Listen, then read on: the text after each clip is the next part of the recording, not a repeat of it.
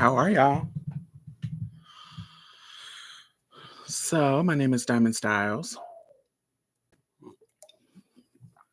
I go live every Friday at 7 to talk about multiple things, and I'm going to have the timeline of what we talk about in the bottom, either in the comments. I usually go back and do it once the live is over, or in the description box. So, yes, we're going to talk about all kinds of stuff. So, stick around. If you're new here, subscribe. If you're returning, make sure you thumbs up so you don't forget. And yeah, that's what's up. Let me see. All right. Hey, Trishawn. Hey, Ty. Hey, Ricky. All right. I named this live Gender Enforcement Rage because I found this amazing article, and I am going to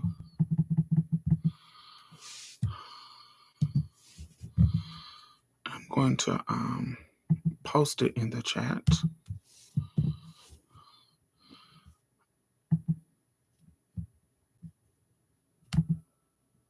And pin it to the top.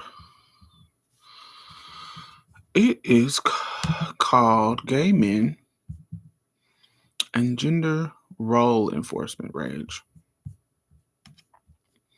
But this is talking about gay men specifically, but there's certain things that I'm going to focus on.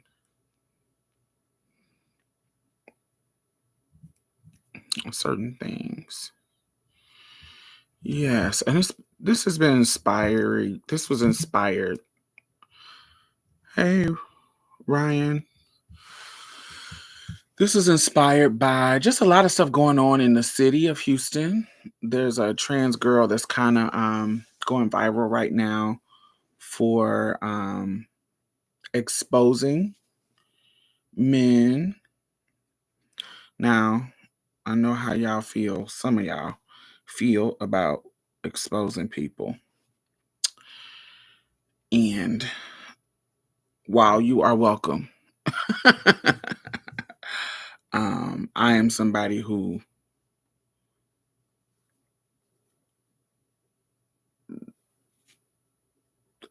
feels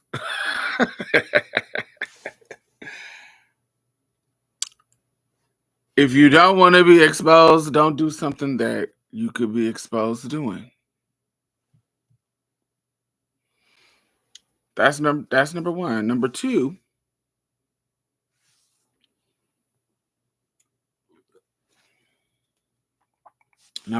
is if you out here doing stuff that you don't want to expose, I would make a strong suggestion that you are extra nice to the people who know your tea. You might not want to disrespect them or be shady to them or break their heart or renege on some coins or whatever the negotiation was. You might not want to rub them the wrong way if they know your secrets,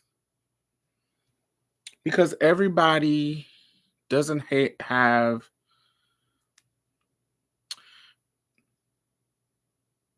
patience for your foolishness.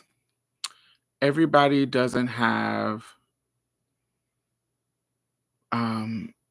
about your reputation like you do. They don't care about your wife. They don't care about your girlfriend. They don't care about your kids. They don't care about your church family. They don't care about because they feel like you don't care about them. So why should they care about you? Not saying that these things are right. I don't think that there's a right or wrong in these situations. Now, for me, I think it's wrong for you to expose people who didn't do anything to you. But I don't think it's wrong for if you do something to somebody, all bets are off.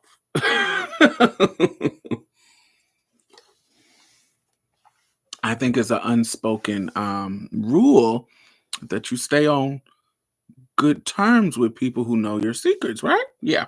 So anyway, she's going viral. And this doesn't I know people do stuff to get attention. I know that. I'm not dumb in that sense. But yeah, she's doing it, so a lot of people are responding.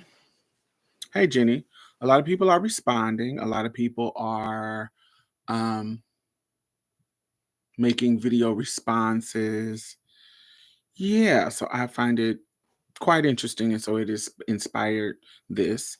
But this particular video, I I can't remember her name, but I think she's a OnlyFans girl, and she goes viral by a lot of by whatever app she's on. She gets I don't know what app it is. I'm old, so I don't know all the apps, but here you go. Because of the fact that it's really sad. Deep down inside, he's angry because of the fact that he was attracted to me. That's all it ever is with men. They bother trans women. They get mad in the comments. They call you men because they're mad that they found you attractive. Y'all, that was the proof in the pudding. You see how he got caught? It's really sad. Deep down inside, he's angry. So what she's talking about, she was I don't know what the app is. Maybe y'all know what the app is, but it's whatever kind of app. They just randomly be in alive with each other, I guess, and they can cut it on and cut it off. And so sometimes she'll get in live with guys and they don't clock that she's trans, but she tells them and they'll just get angry. And I think that this goes along with the discussion. It's on Monkey Chat. Great. So I've never I don't know the app, but somebody said it's called Monkey Chat. Hey Ren. Hey Nika. Hey Miss Poke. Hey. Um and and I think that this goes along with the article that I have posted. I think that this goes along with gender role enforcement rage, and I think it's like a offset of that. And so that's why I kind of wanted to discuss it. So far, what in y'all mind, what are some of the reasons?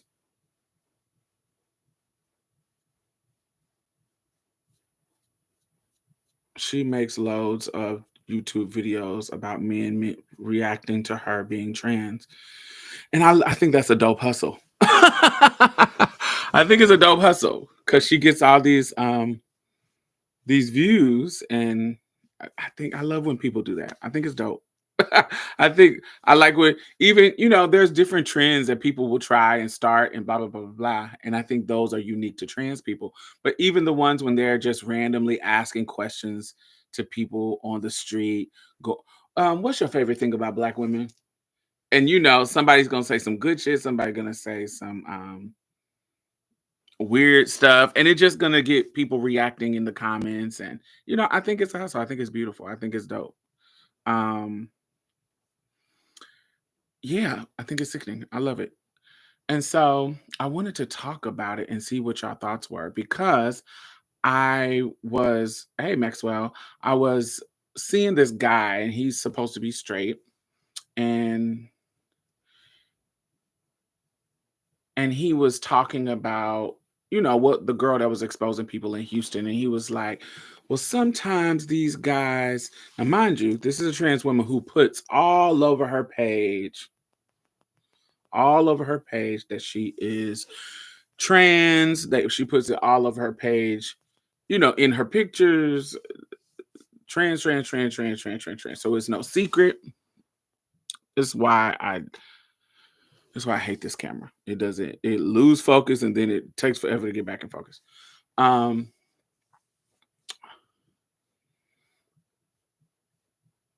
and so what I watched him say was he will give all the excuses about and one they always want to blame the trans women. And instead of just accepting that there are men out here that like trans women secretly and openly. Like it is something that for me, it shouldn't be this fucking hard at this point to grasp. We have had a surge of exposure of DL men in the early 2000s. I think JL King came out with his book in 2004. Um, so the concept of DL is not new. And we have videos all over the internet of not just people like somebody maliciously exposing, but like accidentally exposing, like, or just getting caught, like not nobody exposing anything, but just getting caught. I recently saw a, a post with a baby mama. Her boyfriend was going to prison, and so she was having the last little call with him, and she was basically getting him to admit that he messed around with a dude. This is her baby daddy.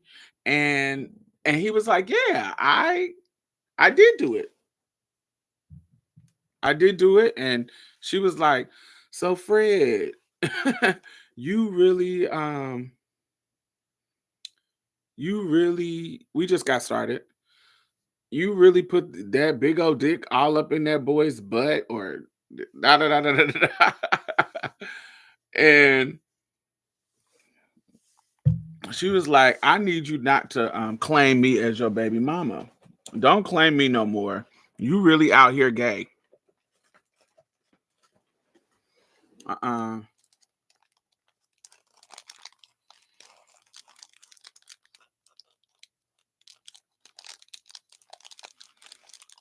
You really out here gay, and don't claim me as your baby mama no more. And don't even say my name. I don't even want to be associated with you." It was quite funny. I wish I could find the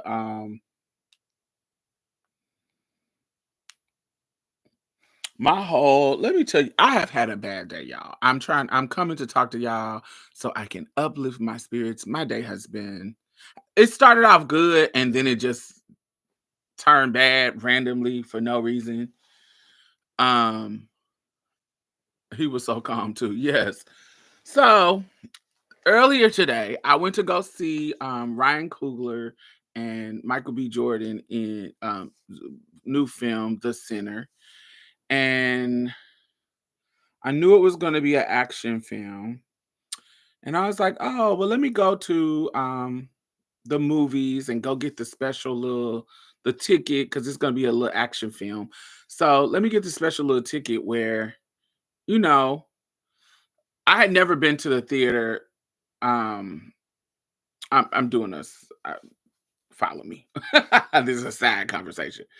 Um, I'm doing, I had never been to one of them theaters where it's 4D, not just 3D, 4D, where they are spraying water and air and da da da da. I have been to the first time I went to one of them was Wicked, and I did not expect it. So I thought 4D. I didn't know what I thought. I don't even remember if I think I accidentally bought a 4D ticket. And so thinking that it was going to be, I thought it was going to be like IMAX or something, like, big screen, whatever. I thought it was going to be, I don't know what I thought it was going to be, but I'm sitting in that seat and I'm like, and it started moving. I'm like, oh, this is like a roller coaster. Oh, cute. Da da da. Then all of a sudden, shit is spraying in your face like water and air, and you moving around, and shit is dripping on you. I'm thinking that it's some shit from the ceiling, but not realizing that it like other shit is happening. They put out smells. They put out. It is like 4D, and I'm like, oh, I had never experienced that. So the first time I ever done that. I did it with Wicked. And it was once I realized that this is intentional, it was like, oh, okay, cute.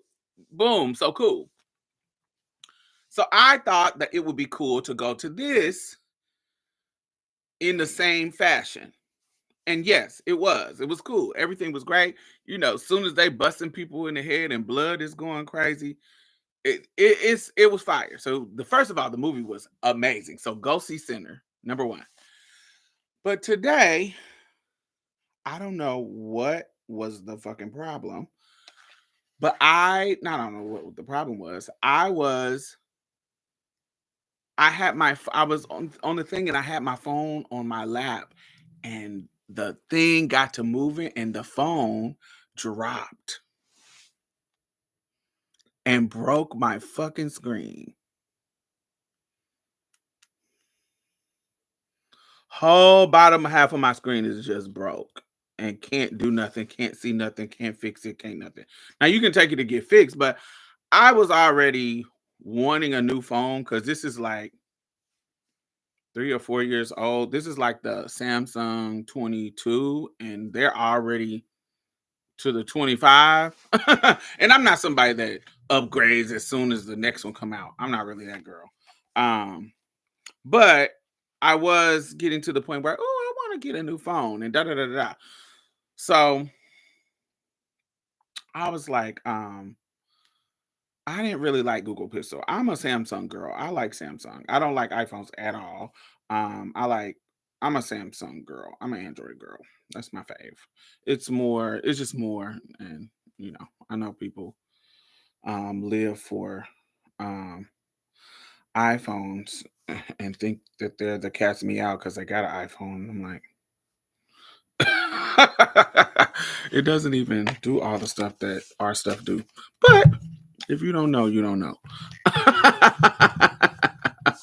um, so my phone got broke. So the problem with my phone being broke while I'm at the movies is that I can't order my lifts. I can't do nothing because I can't press the button. So it was so hard for me to get home. So instead of me going home, I went to at first it was just this little line right here. It wasn't this yellow black part. It was like this little line. And I don't know. It was just and then it just got worse and worse and worse. So I went to the mall. Um thank you, thank you, thank you. I went to the mall and went to Samsung and got me a new phone. My new little diamond case. I live for it. Um, but now I got the 25 Ultra too, but it ruined my day. I had other plans. I had to go to the fucking store, buy a new phone. I have insurance on my phone, but I could have got it fixed but I was already thinking about getting a new thing. And then I didn't want to get lease one from T-Mobile. I wanted to just buy one flat out. And I got the one with I always get the one with the highest memory because I like videos and memes and reaction videos. So I need space on my phone. So I got the highest terabyte, got the one. And so I went ahead and just bought it flat out. And then they threw some extras in there. They threw some I got I got I got a new little tablet. Now, they kind of, I don't want to say they hustled me, but I had an iPad tablet and I never used the motherfucker. I never used it. So I don't know why they hustled me into getting this, but they said it was only $100. And I said, okay, just add it on there. So I got the $100 little iPad, a little iPad thingy. Not iPad, but little whatever they call little. What are these called? Not iPad. iPad is really wearing me out. Not iPad. What are the tablets? Yes, I just said it. Tablets. So I got that and a new little case and what else did I get? Yeah, just a little iPad. So I just bought it flat out. And then guess what they tell me? Samsung, they say you also, I was like, so do I call T-Mobile and let them make sure they upgrade my insurance because I got insurance through the phone company? Why don't upgrade my insurance so that I can, if my phone break, they can replace it or whatever. And he was like, yeah, you can do that, but ours is cheaper. So he was really like, oh, auntie got coins. Let me hustle her. And he said, hey, so yeah, he was like, it can be two things. You can pay it up front for 2 years, or you can pay a certain amount a month, something cheap. And I was like, oh. And when I calculated how much I pay on my phone bill compared to what they did, they came out cheaper. So I didn't do it. I need to think about it a little bit more. But it did come out cheaper in the long run to have it through Samsung. And Samsung, their deductible is cheaper. If you do have to replace your phone, they replace your screen totally for free. He was like, if you wanted to, I could have replaced it. I could have replaced that screen with no problem at all. And he was like, but you want to just upgrade your phone. So boom. But he said, he was like, if you had insurance with us, we could replace your screen fast and easy, no problem, for free. If you need a totally new phone, it's never over $100. Like never. That's the deductible. It's never over $100. Long as you have our insurance covered, you pay $100 for a new phone, period. But if it's just a screen, we can just replace it easy. And I was like, oh, that was cheaper. And the monthly bill would have been cheaper if I pay it up front. Like if I pay the 2 years up front, it would have been cheaper than my bill on T-Mobile. So anyway, that was my day. That's why I was late because I had to actually go from the movies to the mall, wait for them to transfer all my shit over to my phone. That took about 20 minutes. Then I had to find a case because I like my phone to have a case, and my and because people don't like flashy cases, a lot of the places in the mall, they don't have a lot of flashy cases. I like flashy cases. And so because it's easy to find in my purse. So so yeah, so I had a bad day. And so I wanted to share. Anyway, thank you, Kelly. I don't know what they put in that Wingstop last night, but that sweet chili glaze got my stomach booming. Y'all been on the toilet. Oh. Why is he on the toilet with his booty bubbling?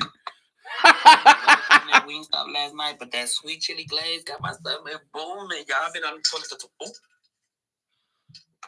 Now why that shit? People are crazy on the internet, baby. They be on the internet doing whatever. I don't know what they put in that Wingstop. It's really sad. You're quiet and peaceful. Where is the not him bubbling his booty hole? Thank you. Yes, Kelly. Thank you so much. Let's play this. So he sucked your dick.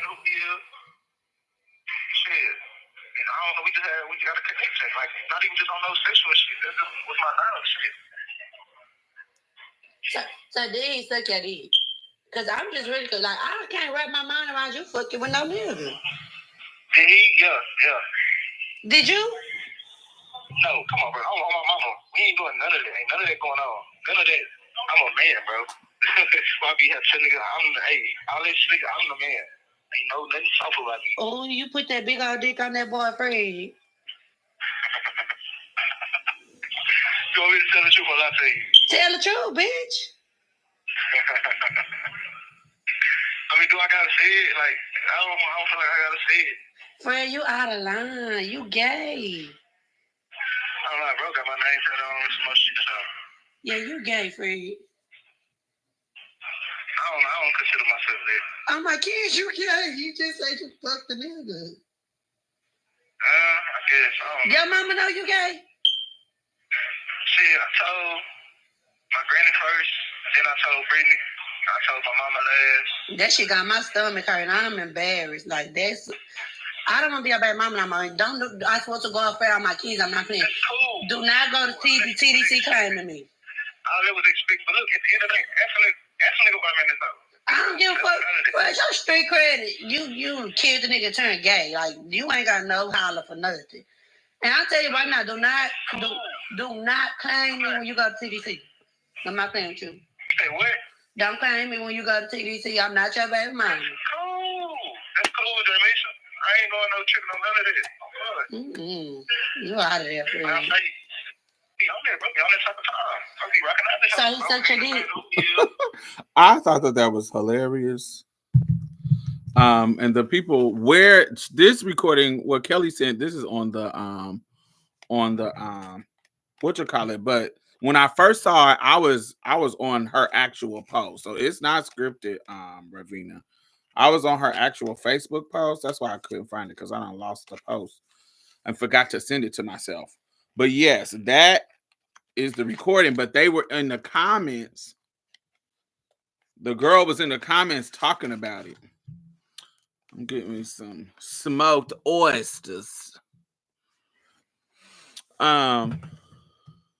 Yeah, it was on Facebook. And I guess what Kelly sent was on I guess somebody had took the recording and put it on so the backstory that was in the Facebook comments, he's going to jail for murder, like for killing somebody. That's why she said you something about whatever, you kill somebody but you still gay or something, whatever that your street cred gone, whatever she said. He's calling her from from jail. He's calling her from jail. And so let me pop this. Ew. I love me an oyster. He never getting out right. He getting some time, so he don't really care. He about to go in jail and put that dick on many men. He gonna be 50 Cent in there. Many men.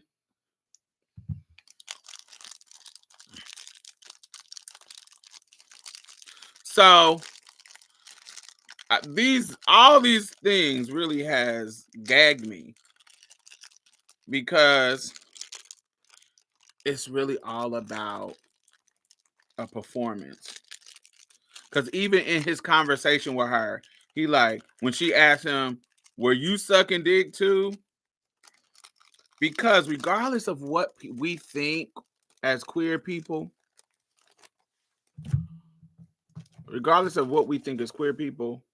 the same bullshit that we be having in our mind about shit,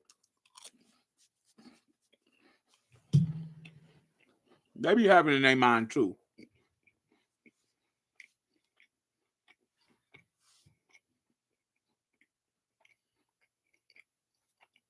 All that shit about I'm a man. Nah, I'm a man. It's the idea that bottoming is more feminine and for women and more quote unquote gay.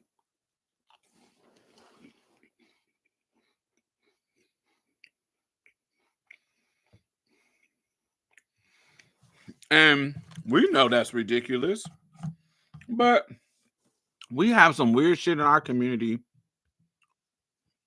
too about shit like that. I done heard Bottoms say some of the most weirdest shit.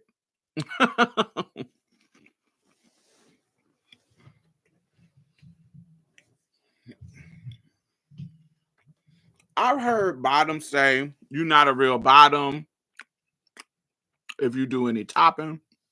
And that's trans women and cis men. You're not a real bottom if you getting head from a boy. He not real trade if he's sucking your dick.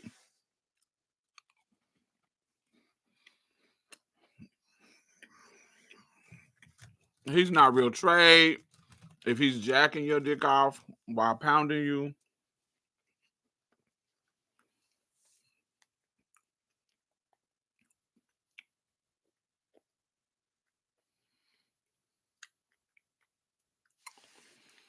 I don't like all that stuff on my stuff.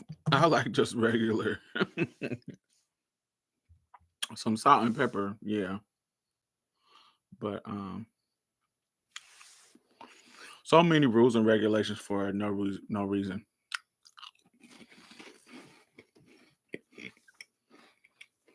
What's that song by Rufus Wainwright?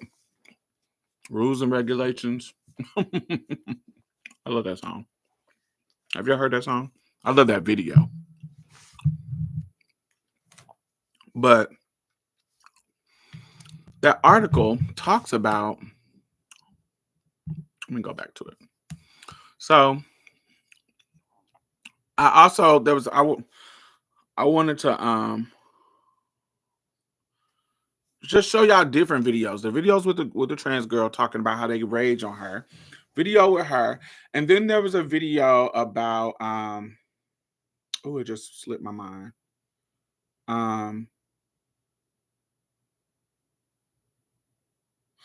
Just how quickly niggas. Oh, the dude was talking about.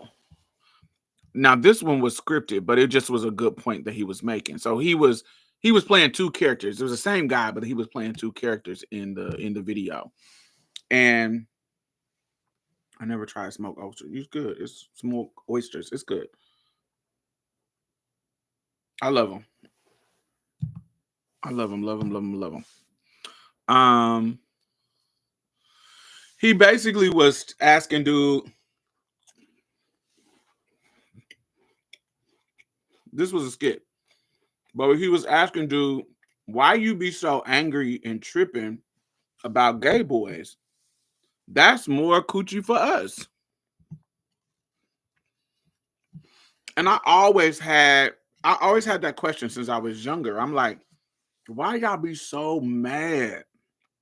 Like, gay boys literally mean if they gay and they not trying to talk to you, why are you so mad? Like, that means less competition for you.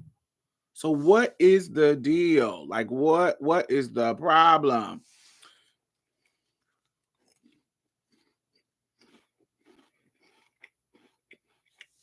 It doesn't make sense.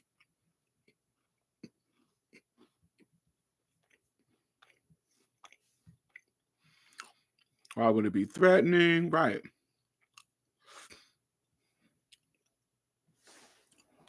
Hold on. So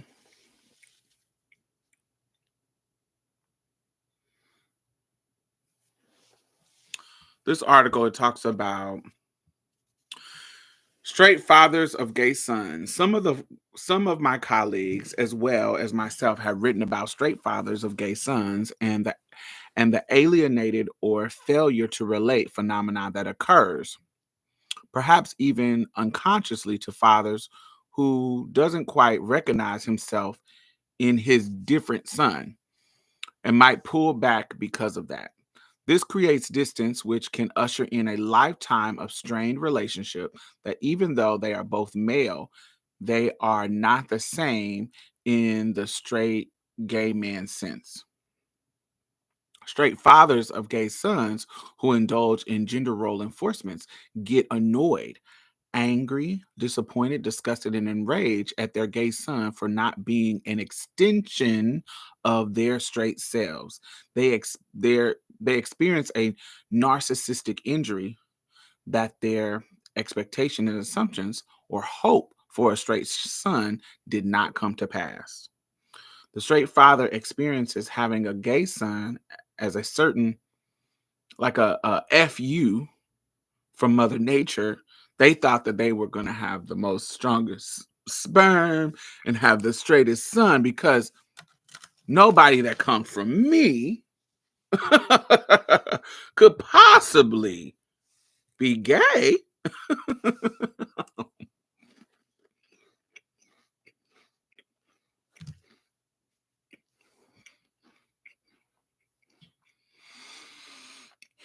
And so on a narcissistic level, a narcissistic father will, and we're not talking about a narcissist, we're talking about a narcissistic as an adjective because everybody love to claim people to be narcissists.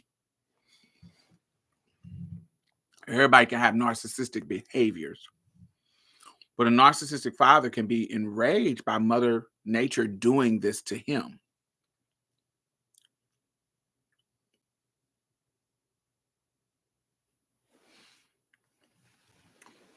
And I almost feel like a slight to Mother Nature because he feels like he has the right to have some kind of, have the son that he wanted, not the one that he got. And of course, with children, there's no returns and exchanges.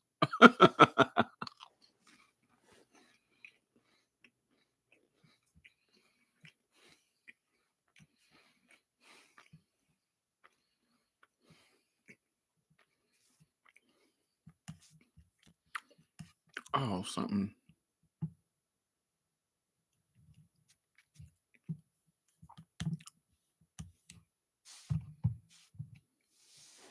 It is being fucking weird.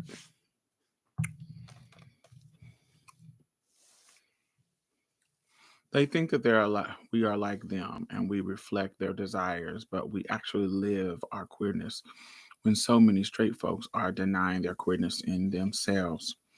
It makes total sense because men are always in competition with male approval, gay or straight, and it enrages the straights that gays have found a loophole for male approval. But did they though? Did they? I mean, they just come into the queer community and still chase approval from that male approval. Because I'll go to the next one and explain that. Because, oh my God, why is it doing this, yo? Let me see if I can push this up here. Oh, perfect. Yes. Because then we'll get to the gay men. I think it started where it needed to start, the straight men. But then let's get to the straight women around gay men. And then to get to the gay men too, how they perpetuate that gender role enforcement.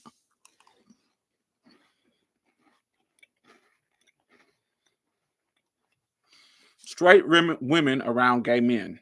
Another way that gender role enforcement rage manifests is with straight women and gay men.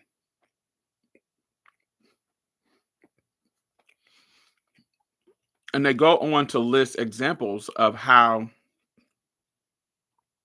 there's been many, many lawsuits of cisgender women who are bosses, female bosses, who hate gay men so much that they got the whole gay men. They systematically fired every gay man in the department.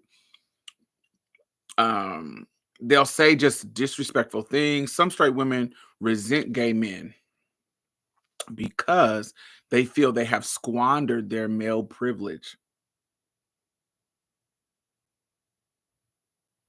just by choosing to be a gay man. That's powerful. I've heard this. I heard that many times. Something along that lines.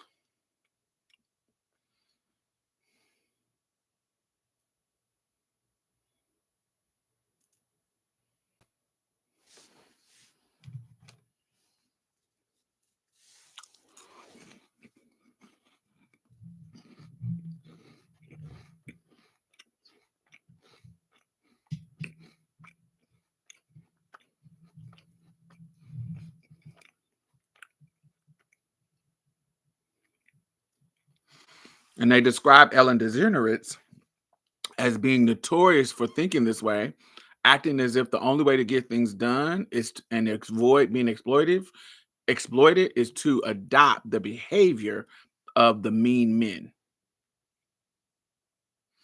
When straight women get enraged at gay men, it's because they believe in the gender role enforcement and resent that they don't have male privilege to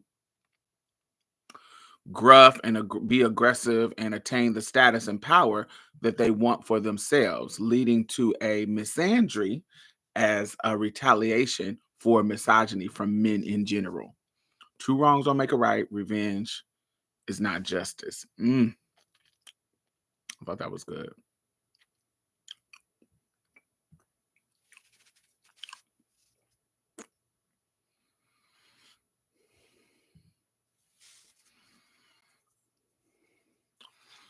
Straight women sometimes like gay men.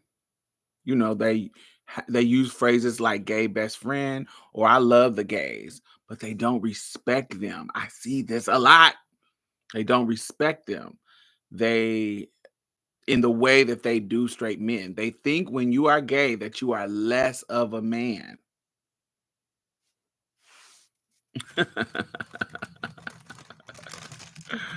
I've seen this so many times. They will say it blatantly or they will say it subtly. No, I'm talking about regular men. You gay. That's a subtle way of them telling you they don't think of you as men.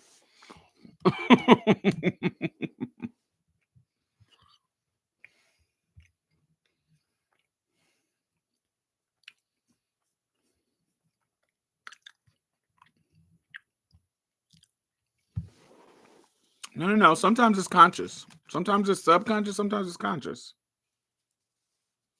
And I'm saying this, Dave, yes, because while I know many cis women that will use your right pronouns, respect you, use your right name, no matter how pretty you are, when they know you're trans, you're a gay man to them. You're just a different kind of gay man. You're a gay man that went a little bit further with your delusion.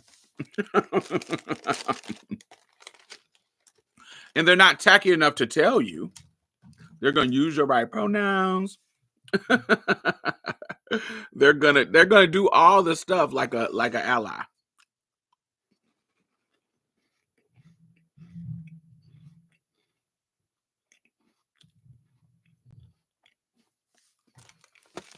For sure, what Dr. Heavenly said. That is definitely what she said.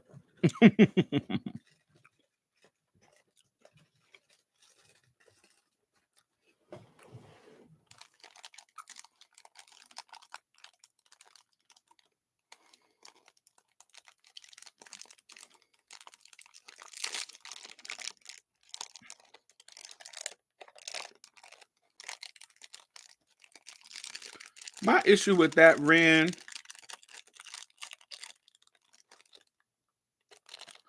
if we want to be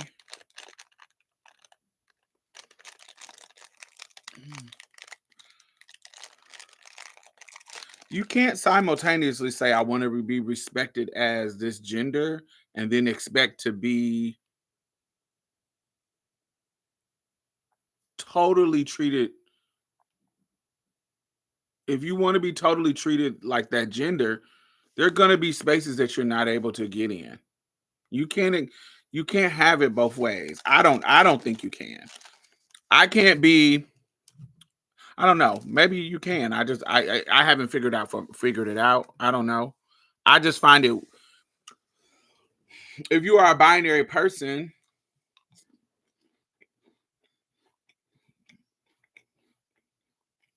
and want to be respected on the binary in a binary way, you can't be like, oh, respect me as a man and tell your lesbian girlfriend who's been a lesbian all her life that now that she got with you because you transitioned, she's not a lesbian no more.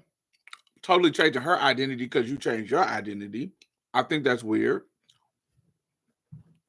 But then you want to be safe and come to the or safe or not that you have a problem that you shouldn't want to be safe, but you want to be able to come and be on the prowl at the lesbians bars or the lesbian exclusively lesbian party when they say there's no men here.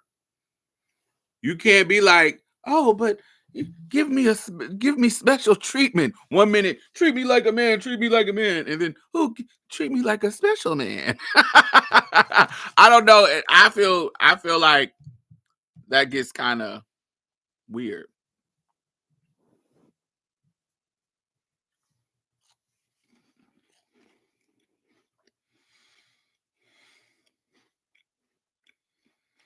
Would you rather a cis woman move in a way where they call you the right things and perform allyship, or would you rather they just be outright transphobic?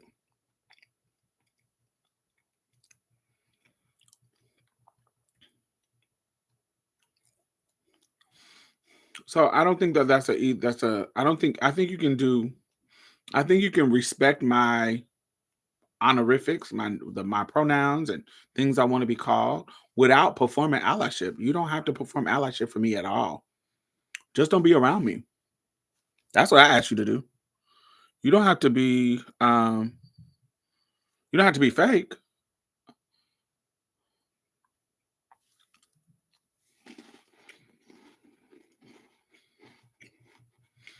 Hmm, no, I don't prefer hate in my face. I don't want you to be fake. So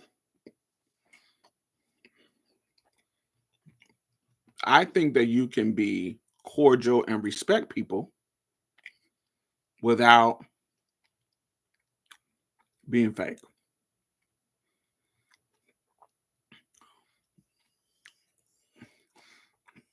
I can call Caitlyn Jenner Caitlyn.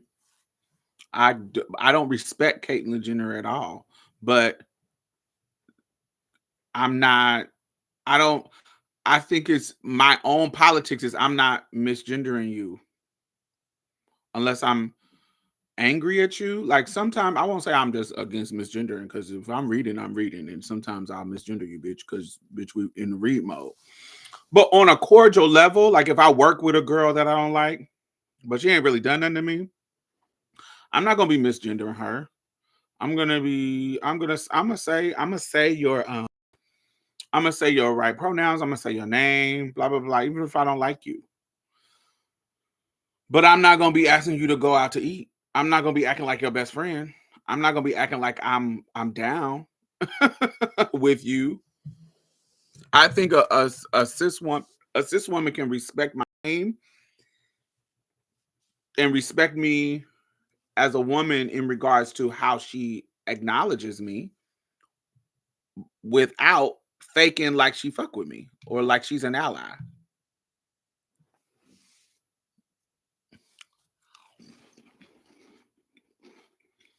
Hello, Andrew.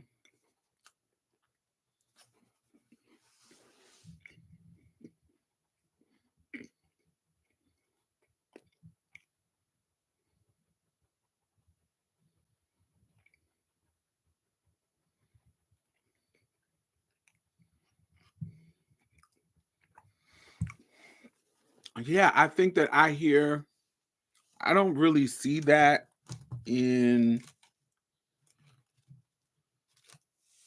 I don't really see it in gay men and trans women relationship.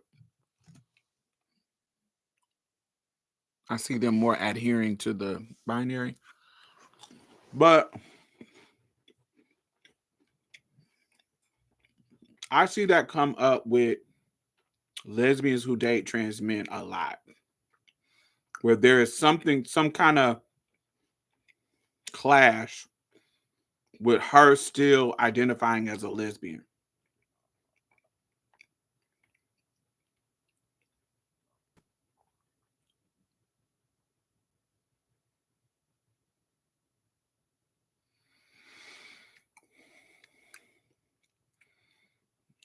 I've had many conversations with my lesbian friends who date trans men about the trans man having a problem with her still identifying as a lesbian.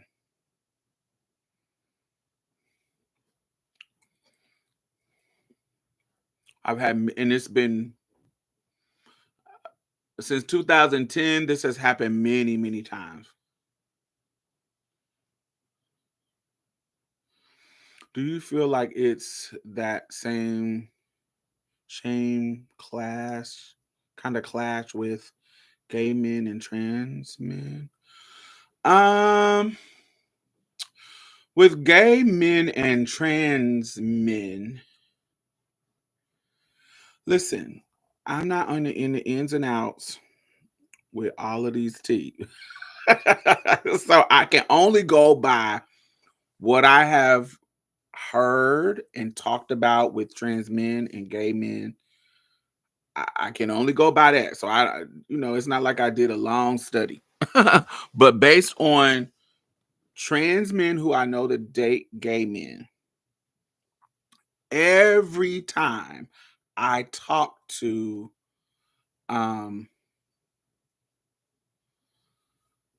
every time I personally talk to a gay man who dates trans men, it feels like they are doing it as a fetish, like as a gateway into trying vagina.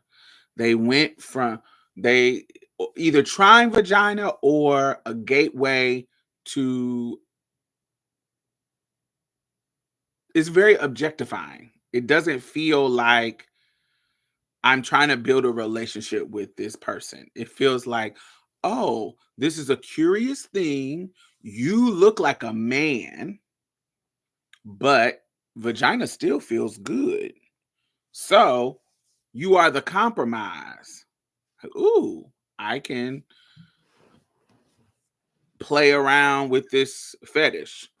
Um, Trans men, not every time, but many times. And this is just my anecdotal. I'm not speaking for trans men. You got to talk to trans men about their tea. But from conversations that I have had with trans men, when I see trans men who are messing around with gay men, for me, and what they say, it is usually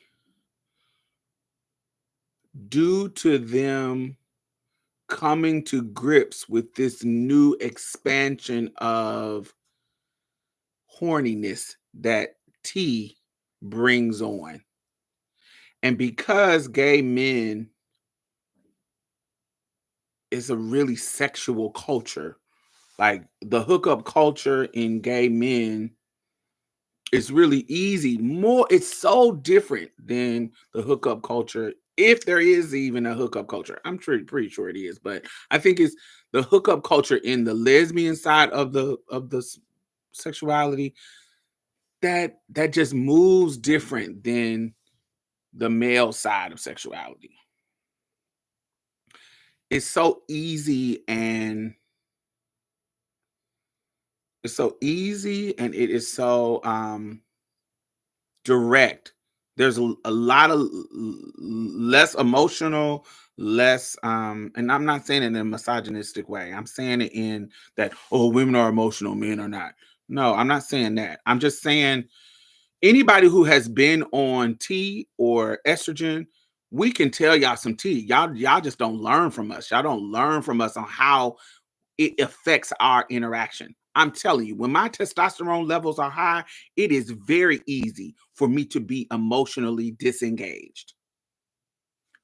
When my estrogen levels are high, it is very hard for me to be emotionally disengaged.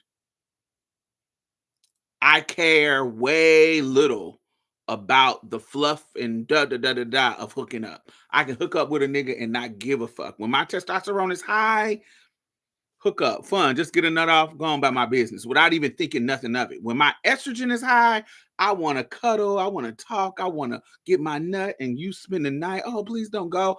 It's a whole different vibe. And I think people and the intensity, when your testosterone is high, people who have not experienced both wouldn't know.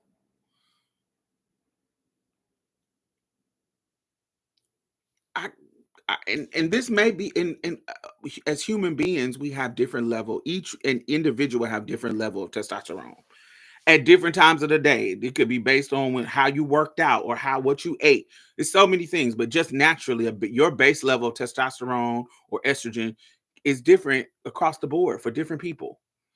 I know me, when I'm horny, like my testosterone is high and I'm horny, I can't do shit. I have to go jack off and nut just to focus. And anybody who has been on T and never has experienced it, like if you was just estrogen driven and then you get on T and you understand that urge to want to fuck and how different it feels when your T is high, like it is a urge. It is not just, ooh, I'm a horny little teenager. No, I can't watch my shows. I can't. I gotta get a nut off. I gotta jack off. When you horny, it's like it's like, oh, who trying to fuck something? Who trying to get this nut off with me? That's just it's like a the best way I can describe it is like your like when you hungry. When you hungry, that nut before bed for me. Can't sleep without. When you hungry, imagine being hungry and you don't have a refrigerator to go to or a cabinet to go to or a pantry to go to. Your pantry is the apps. Your pantry is however you meet people, the club that you meet, however you meet people, that's your pantry. So imagine being hungry. I know when I'm hungry, I can just go in there and get a snack. I can go in there and fix me something to eat. I can Imagine that whatever that hunger is outside of your home. Like you got to figure it out. You got to have somebody come over, or you got to go to them, or blah blah blah blah. It's like when you horny, what do you think about? When you hungry and you ain't got nothing to eat in your house, you hungry? So you're gonna be thinking commercials gonna be like extra fucking good looking. You'll be like, damn, like what's going on? Then even people literally tell you when you go grocery shopping, eat before you go. So you're not just grabbing if you're trying to stay on the budget, you go to the grocery store hungry, you're going to be grabbing every fucking thing. That same concept, people tell dudes all the time, before you go on a date, if you want to keep it classy, jack off before you go. So you just not on the just horny toad, freaky frog out on the date. It's something about testosterone that just takes it to another level. And people don't, because they don't do studies on trans people, y'all don't know this. Because y'all usually have y'all normal cisgender people level of hormones. And I say this all the time when it comes to emotionality. We all emotional, but how we socially can express that emotion is different. But people love to say women are emotional. Yeah, women are emotional when it comes to they're gonna cry, they're gonna get emotional. How they show their emotion is tears. Niggas is emotional too. They just angry. They're able to be violent with their emotion. So instead of tears coming, punches is coming. They are just as emotional. They're allowed to rage. Women are not really allowed to rage. It's not ladylike. It's not seen as classy. Also, for a trans man, I imagine never having that much testosterone must be like sensory overload. I can imagine. I just know me. I know when my libido is high, when I haven't taken a estrogen shot, and biology is like coming back and saying, "Hey, hey, hey, sweetie." Mother Nature, you haven't took your moans.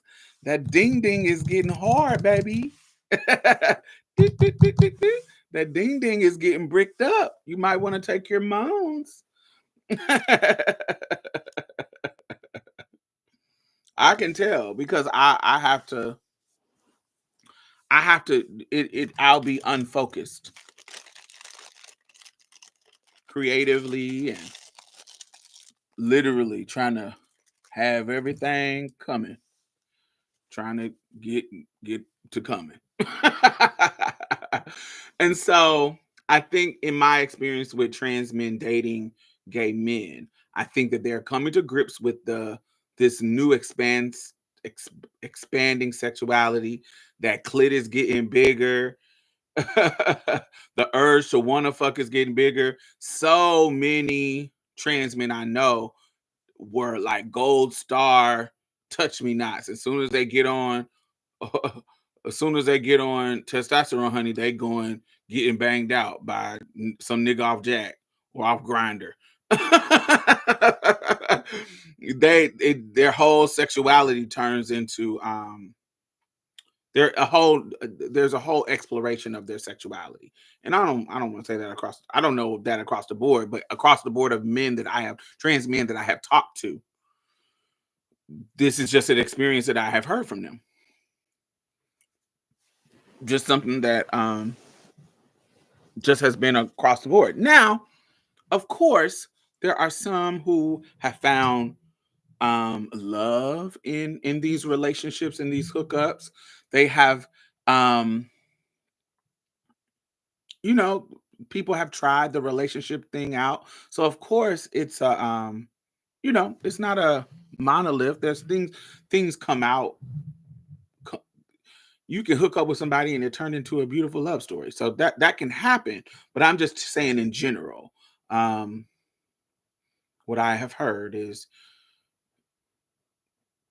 trans men exploring their sexuality, not minding being objectified, and gay men trying something new that they never either experienced or they may have experienced once or twice, but the whole female figure is not attractive. But then when they meet a trans man who has the masculinity of a man but have the box of a have a vagina, they can explore that.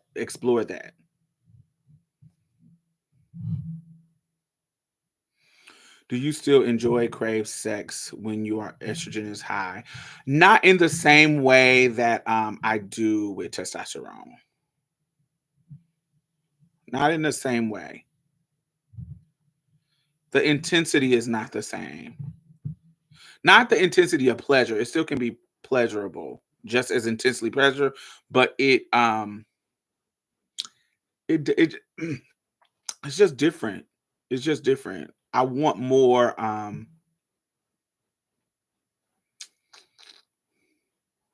it just takes more.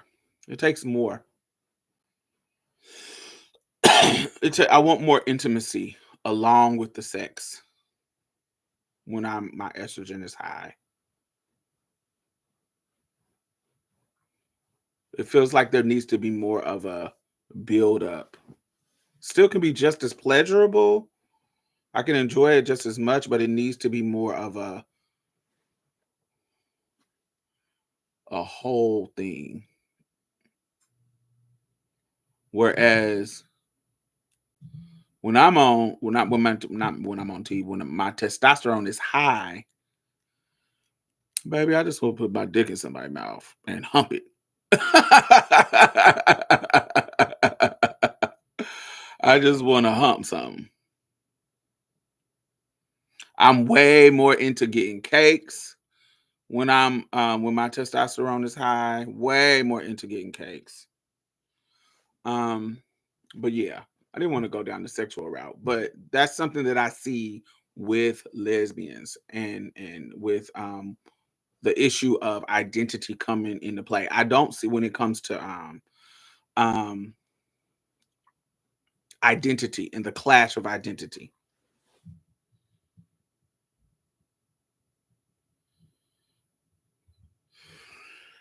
Transmasculine here. Just wanted to say, Diamond, you are so funny. The way you describe biology doesn't make me feel dysphoric. Truly feel like a safe place.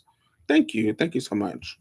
I be trying to be sensitive to how I say stuff, but you can't help people Everybody is at different levels of their dysphoria. I don't really have I don't have heavy dysphoric moments anymore. I know for me living in my truth and getting my body to where I want it to be, that I don't want to say it eliminated, healed, or eliminated my dysphoria, but I really have very little things that make me feel dysphoric at this point in my life. Um, I was having a menopause conversation with my cisgender homegirls, just asking questions about menopause and asking questions about fibroids. And in those conversations, I don't get dysphoric. I like learning about body. So when cisgender girls are talking about stuff, it doesn't make me feel anything. But also I acknowledge I'm trans. Like I'm not cis. I'm not cis with a defect. I'm not yeah, I'm not that. I acknowledge my transness and I don't feel ashamed about it, and I'm okay with what comes along with that. So I never feel I'm trying to think of what makes me feel dysphoric. I really just haven't had those feelings in a very long time.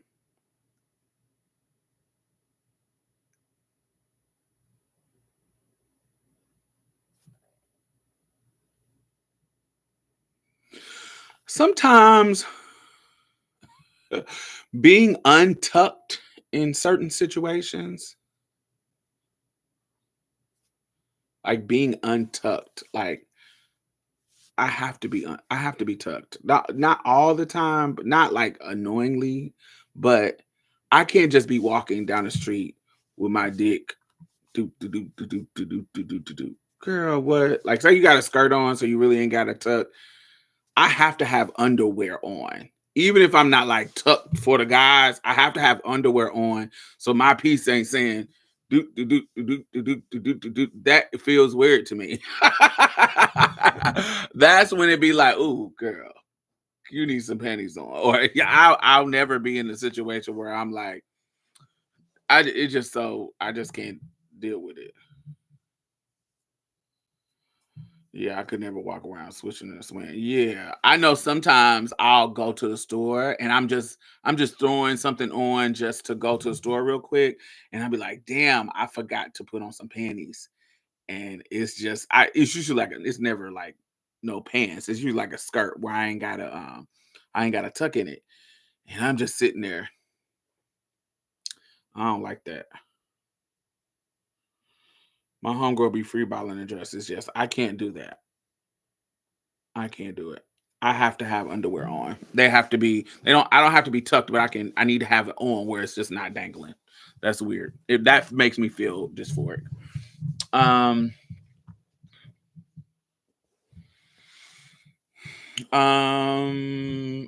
Most people like. I'm never in a situation with like cisgender people trying to be rude to me, calling me a man or da da da da. I'll be like, child, like it's very it's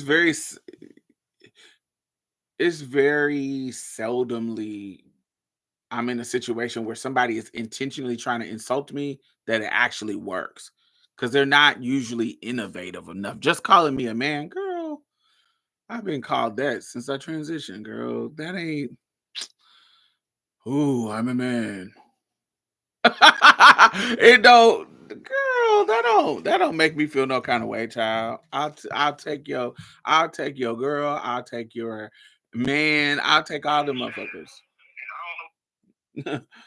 I'll take your girl, I'll take your man, all of that. I don't be tripping. Um,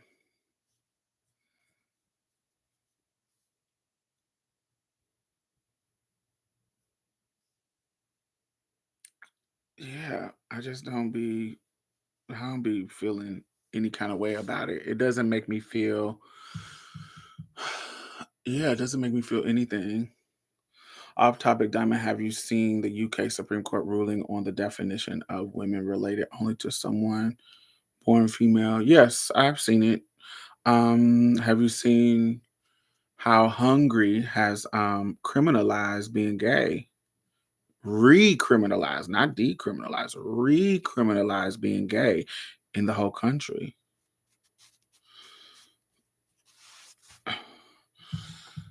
So, Trump's conservative, MAGA conservatism is spreading across the globe. Yeah, that's what's happening.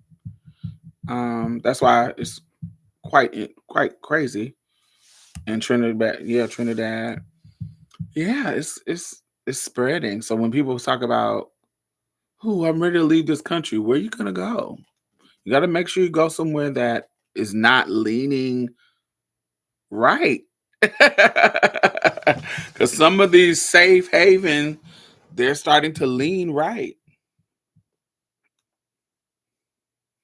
Trinidad buggery laws back in effect. Yeah, they're leaning right. So we are in a right leaning time. Yeah, I think it's quite wild. Wild and crazy. We got a Shut up. Wild and crazy.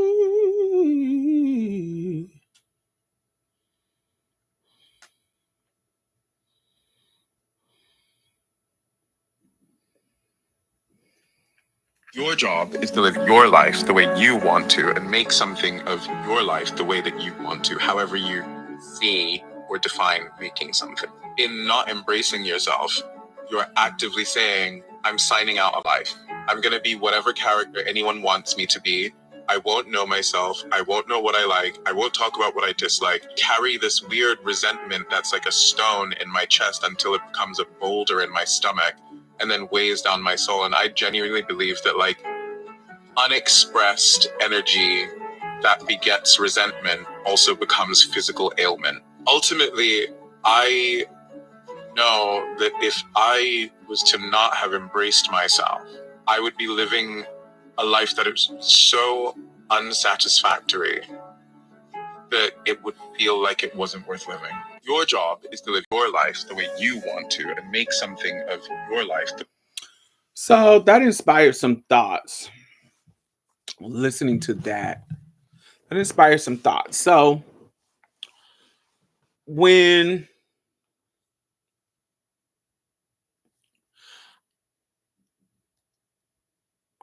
I don't know, this might be a spicy conversation. Y'all let me know.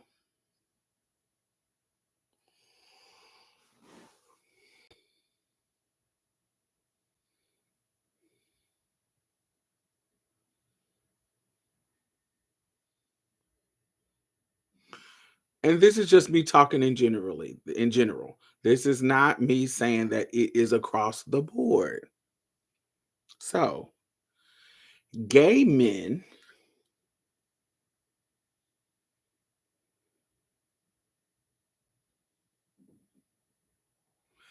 and trans women,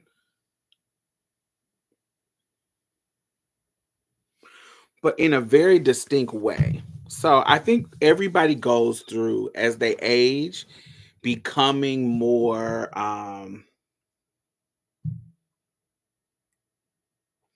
conservative. And I'm not talking about right-wing conservative, but in how their like gender presentation, it becomes more conservative. Because many of the flamboyant gay men that I grew up around in my life that were rainbow tops or crop tops and heels, they are now performing their gender in such a quiet, manly way that it has me feeling like where did that rebellion go? Because you go from being this gay boy who is repressed to now I'm gonna have more agency over my body and I'm going to the extreme in this femme presentation. And then over time, I turn into presenting literally just like a cis man. And they will say, well, you can't be flamboyant in your old age. You can actually. You can actually. I follow a bunch of old people who are flamboyant as hell. But I think what you're saying is you can't be flamboyant because you'll lose out on opportunities. You can't be that flamboyant out here in the corporate world in your career. And so a lot of gay men assimilate and conform to being regular cis. Most of the gay men that I know, I've heard some between saying become the man you want to attract. They start living as their daddy, as daddy. And I have a friend and we talked about this. And when we were coming up, he was gay as hell. He was gay as hell, way more gay. I don't want to say he was way more flamboyant. I mean, voguing and doing all the stuff. Now, if you see him just walking down the street, he would just look like a regular man. And I was like, so what is that about? Like, what is that? And he was like, Diamond, as you get older, when you first doing that, it's like you're doing it to shake it up, like it's a rebellion. But as you get older, you literally can affect your livelihood by being that flamboyant. When I was younger in college, I was just going to school. I wasn't in my career. I was in school. I was in college doing all the stuff that I want to do. And it really not affecting me. But when I get to grown status out of college and I got to go to these people's office, that will not get me the job or it won't keep me the job. I can't be like that.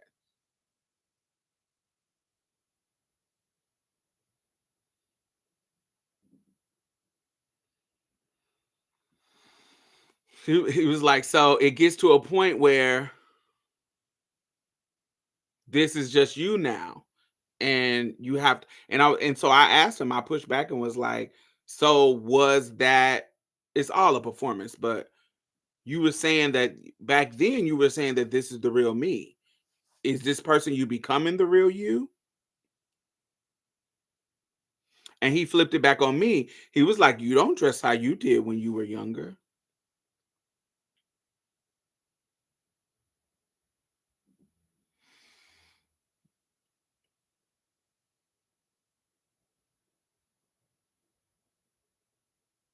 And I said, I don't know. I think that's more, for me, that's more about fat phobia. I think if I was skinnier, I would dress very similarly to in the way that I did.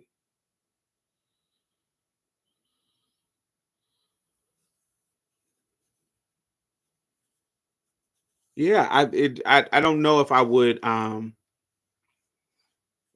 because even when I go out, I still, if I like when I travel and I go to the club, I'ma still be sexy in the way that I was when I was younger. So I don't know. I don't know if that was totally true, but I do see I can see myself getting more conservative, but I feel like it was more about me getting bigger and more matronly. It was about me getting bigger in a way, getting bigger and not feeling fully comfortable with being as revealing as I would have been in a smaller body. I think their body type changes too. Yes, I think that's true. Now, this particular guy, no, his body type didn't change. He still has a nice body. But yeah, I think that may happen with some of them, especially if they get big. If they get big, they assimilate from societal pressures.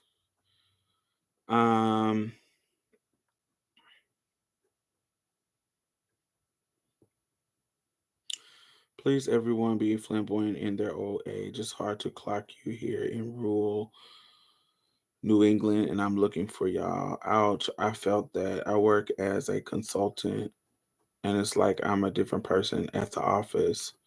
Now I have to come out to people actively. Yeah, I think that there is there a conservatism starts to happen as you get older. And how you respond to people who are flamboyant gets quite strict strict too, because I've seen some gay dudes talk shit about gay boys being doing too much, and I remember them when they used to do too much. I'm like, how the tables have turned. People can do too much. Interesting.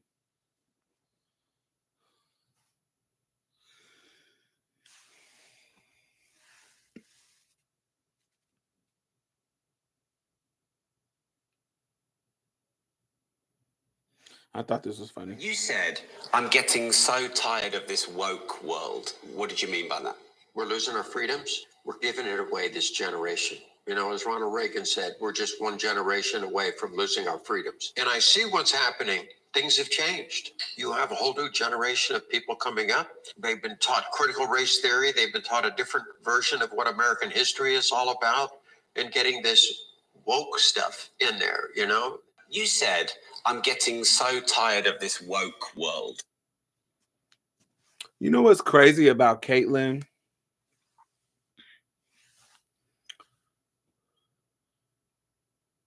This woke stuff is why you are who you are now. Like the trans people, queer people laid the foundation for you to be free and comfortable. This rich white man going to a rich white woman. Like, we laid the foundation for you to be comfortable and free as you are. And you have the nerve to be talking about woke stuff.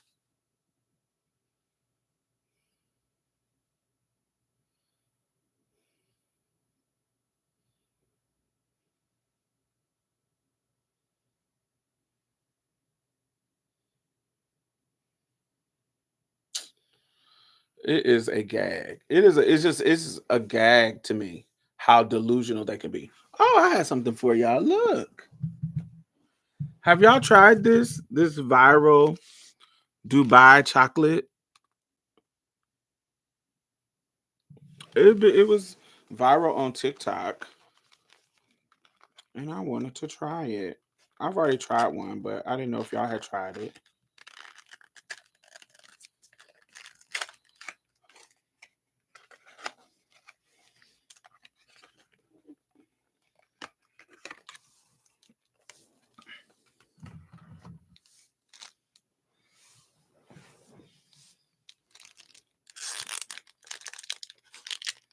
Let's give it a try so y'all can see what it gives.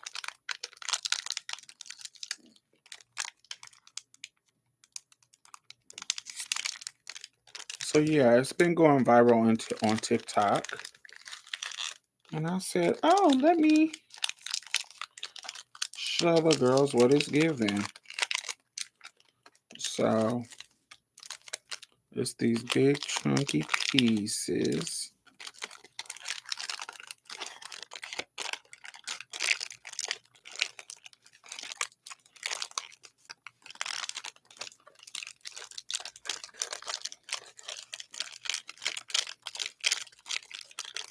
It's kind of melting. I should have froze it because I don't like it melty like this.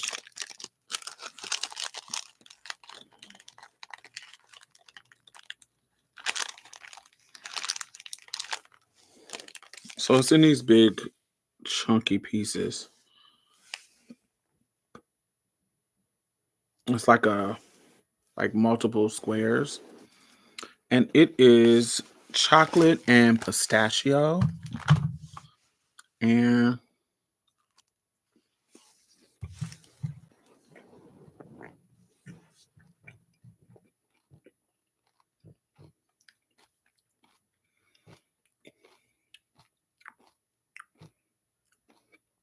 It tastes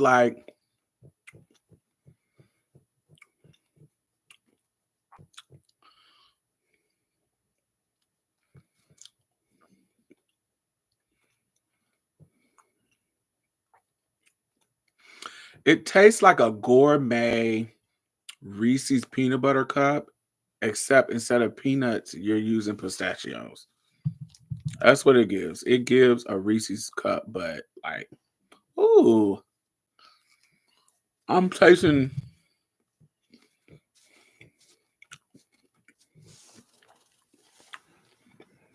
the pistachio, which is my favorite nut.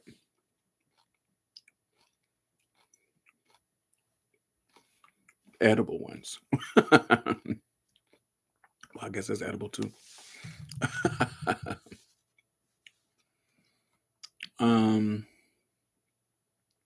Yeah, it tastes like it's very decadent.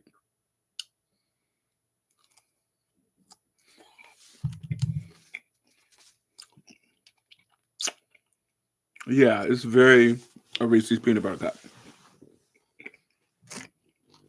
but with pistachio.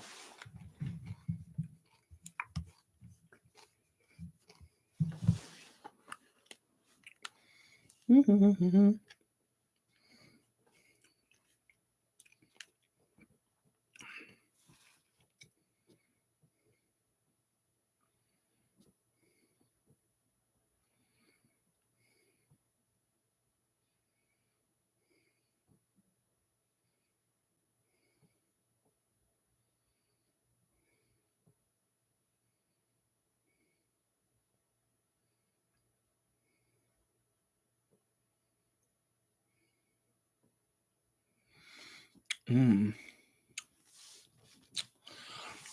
It gives me chocolate covered baklava without the honey flavor.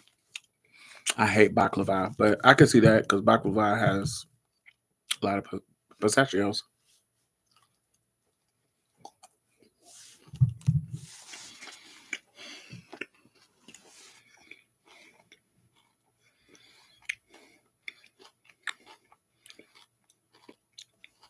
No, I don't think it gives the consistency of baklava because I don't like baklava at all.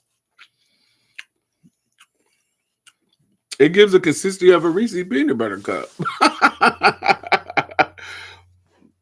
But instead of peanut butter, it's pistachio butter. Literally what it tastes like. It tastes like a Reese's peanut butter cup with a pistachio flavor. It's good as hell. It's good. Now, people charging $50 for it. I don't know if it's $50 good. The lady where I bought mine from, she charged $25 for it. But on TikTok, they were charging $50 for it. I was like, sweetie, it's not that sickening. Not $50 sickening. They're taxing you.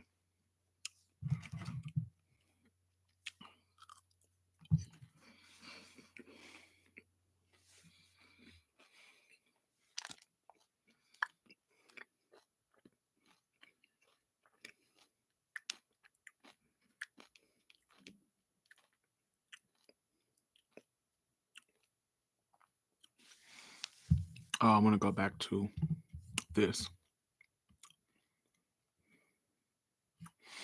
Oh, I'm gonna go to this one. Gay men against gay femme men and trans women.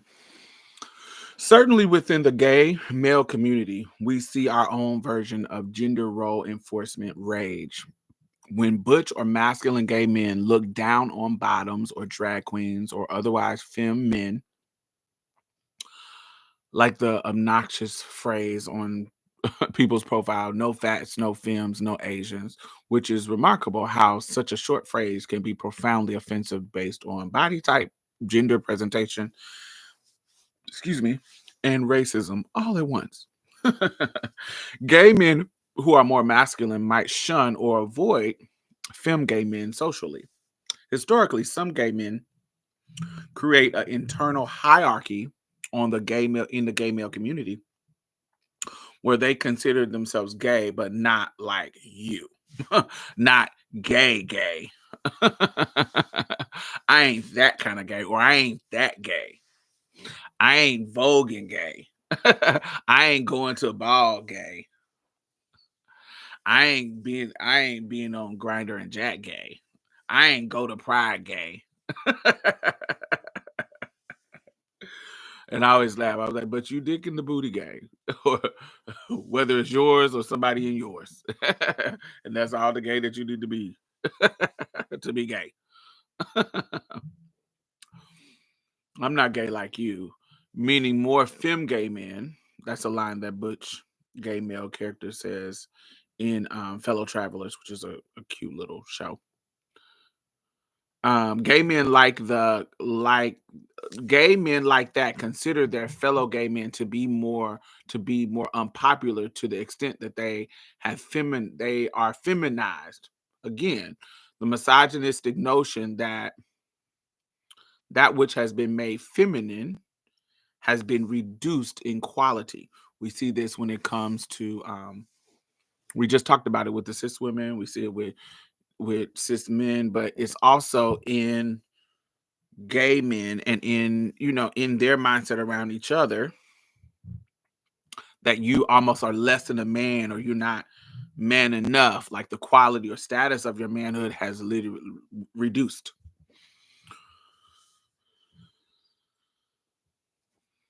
But they also have shown this kind of negativity towards trans people wanting to distance themselves from trans women in the LGBT movement. Part of this is, legitimate desire to educate the public that gay men don't want to be women, and that there's a difference between sexual orientation and gender identity, which, bigots confuse and refuse to educate themselves otherwise. But they want to, but there is also that is just a bit too far. I'm not that kind of gay, because they don't think of us as women. They think of us as a souped up gay men. That's a gay man that has went too far.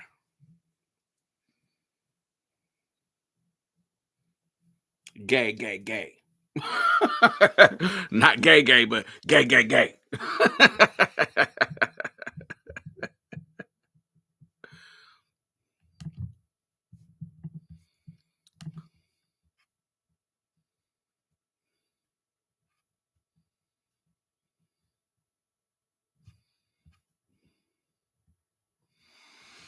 And the women too. So lesbians and TERFs against trans people. The gender role enforcement rage can actually come from feminists, straight or lesbian, male or female, or others. While feminists usually fight for equal gender equality, the fight against women, long-standing and global oppression, that's what feminism is about.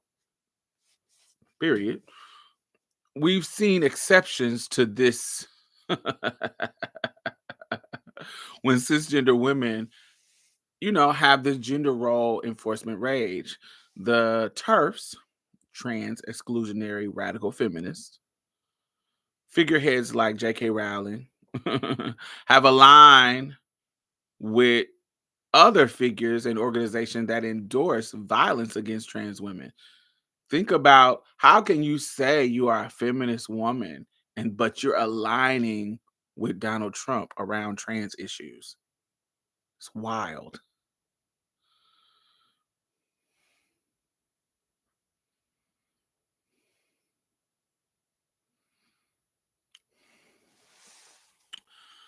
Lesbians and TERFs see trans women as sick men who want to dress like women to get access to real women in order to commit sexual assault, or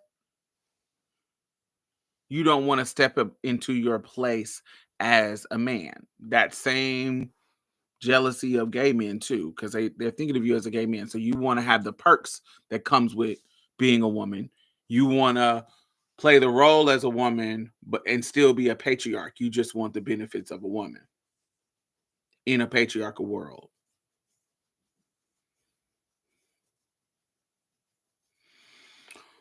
or selfish men who want to dress up as women and compete in women's sports where they are more likely to win prizes, boosting their ego, just like misogynistic men. They don't mind stepping on women in the process to boost their own ego.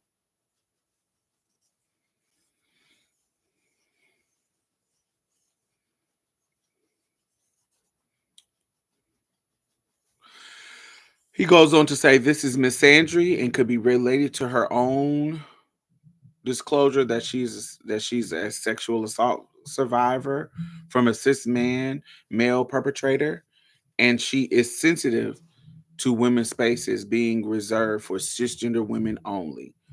Other lesbians have been against trans men because they accuse trans men of just being women who aren't allowing themselves to be lesbian just to get the privileges of a man, and feel that trans women are just women who are capitulating under pressures of joining the patriarchy.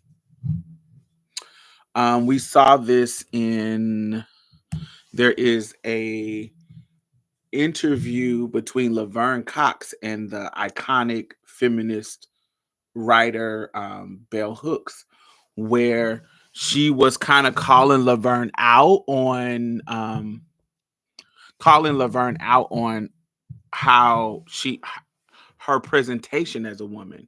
It is not. She was, she's like, it's not lost on me that you're presenting in this blonde hair and this makeup that's a couple of shades too light for you.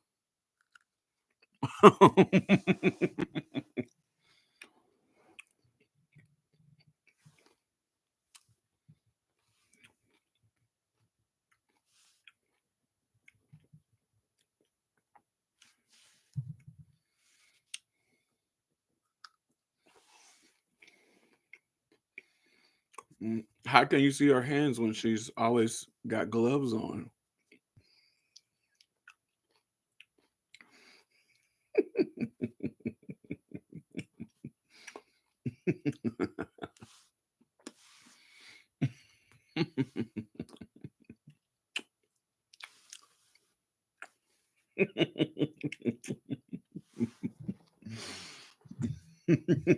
Don't put me in the. Don't put me in it.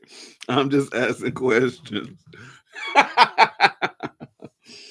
I'm just asking questions. You said hands tell everything, but how can they tell if they're in a soft and demure glove, baby?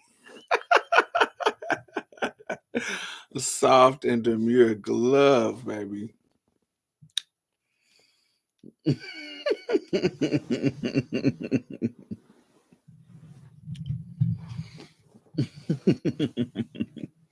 You don't know what color her hands are, baby.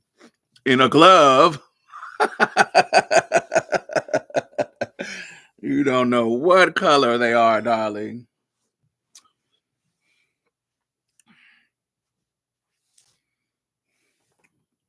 But I don't want to make jokes about how people are navigating this world and the pressures of colorism and things.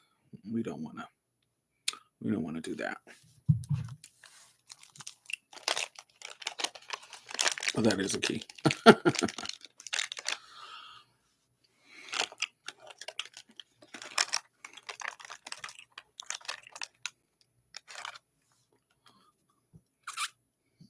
Maybe she's a Santeria. Maybe. Maybe a lot of things. Maybe, maybe not.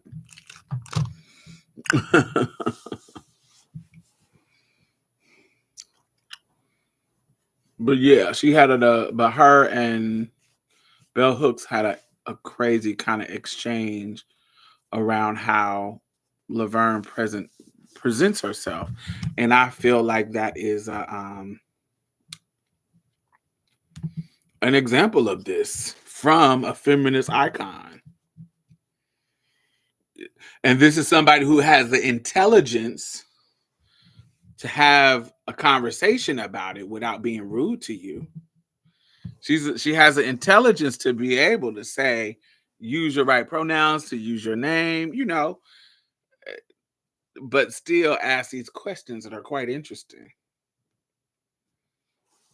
Why, it's just, I wonder what type of woman you trans people are actually espousing to be, and how does it align with,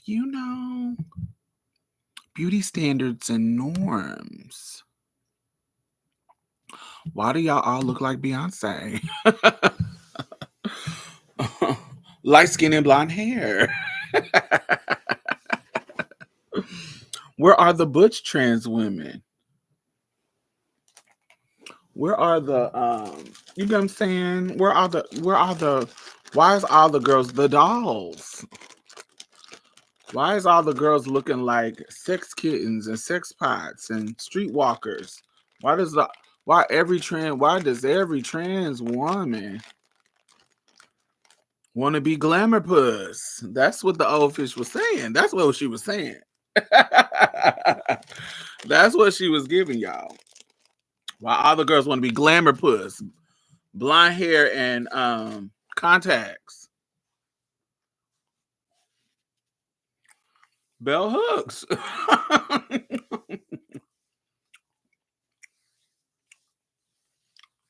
She didn't ask all these questions, but that's the subtext. It was when Bell Hooks had a residency at the New School. And so she did an interview with Laverne Cox. And so go watch that interview at the New School. Bell Hooks and Laverne Cox at the New School. If you search that on YouTube, it'll pop it up. Yeah, I think she did one with Janet Mock too.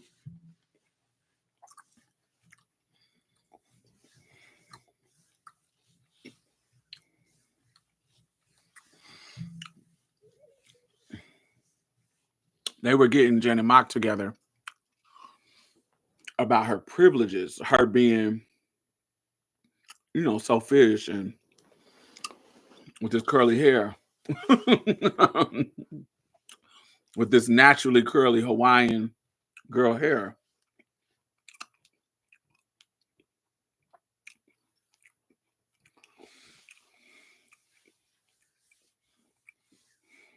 Yeah, it was just. Wasn't Janet? Janet might have been with somebody else. I can't remember. But I think she did with Bell Hooks, I think.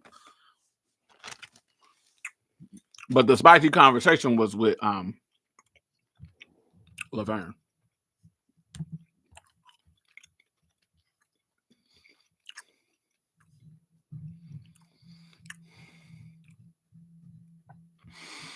But it's important to note that there are plenty of feminists who are not TERFs. They advocate for equal rights and the life and dignity of all gender, including gender minorities. And feminists can come from all genders themselves, including cisgender men. It is just the old radical idea that women should be treated equally, which is what the early feminist movement said all along. Yet we are a long way from it. Whether it's the gender pay gap,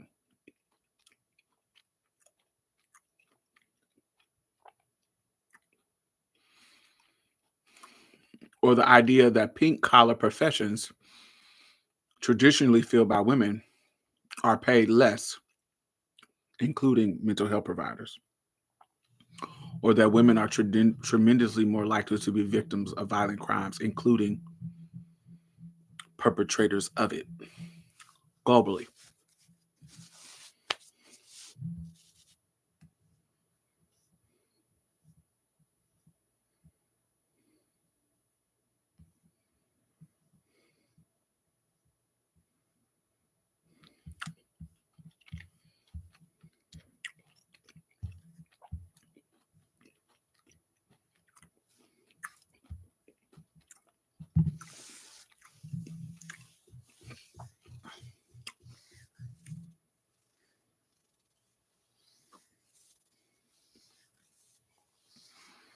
I am. I am. I get updates on the bills every day almost. Every time they change, or I'm on the LGBT commission here in Harris County, Houston, Texas. And so we talk about this in our group chat all the time. We talk about all the bills that's coming through. I'm also really close with Equality Texas, so I get a lot of their updates. And they go to um, Austin all the time just to be at the legislative house, just to kind of do testimonies and all that kind of shit. I used to do that, but I can't do that no more. Partially out of fear, y'all, if I'm to be honest. Partially out of fear. I went to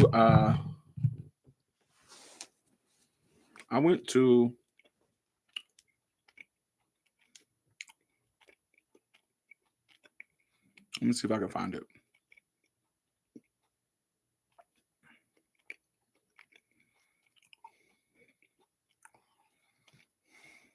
If it's quick.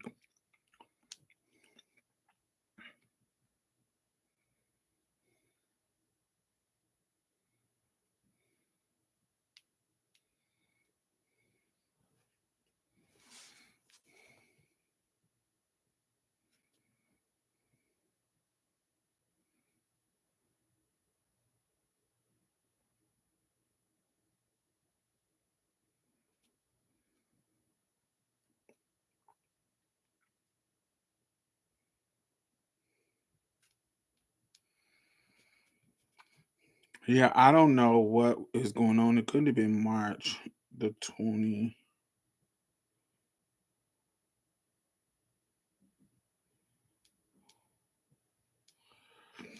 I don't know when it was, but I had to go to. I was a speaker at the South by Southwest. I've been there. I've been a speaker there a lot of times. But this particular year, they were really adamant about having a panel of Texas trans people. And so I went and spoke there. And we did a rally at the governor's house.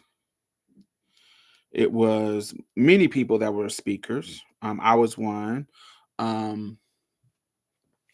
Alok, I don't know how to say his last name. Alok Mignon. But first of all, I think Alok is one of our premier orators. I ever say that word. Um, like speakers, like I feel like they are a premier, like orators. Yes, I was thinking about oratorial. Orators. They are one of our premier orators in our lifetime. If you've never seen them speak, and I've seen them speak on video and you know, but it's something about live in person that it just was way more powerful, way more powerful. And so I did a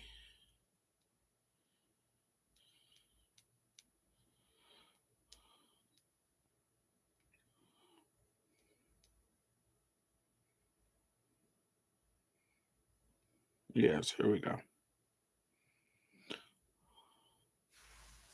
So here's us about to go on and speak. I look a mess. This is me and one of the trans high school kids. That T is eating his hairline up, baby.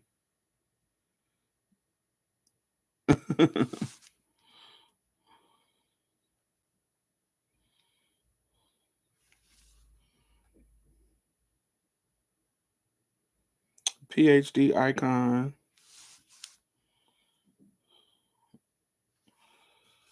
Me and Andy Mara.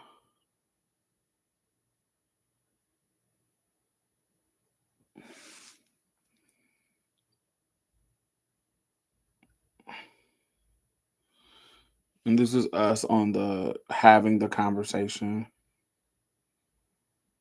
on the stage. And it was a really, really good conversation. I loved it. I was big. Ooh, Ooh, I love this artist. Ain't that fire? That's so cute. I love that.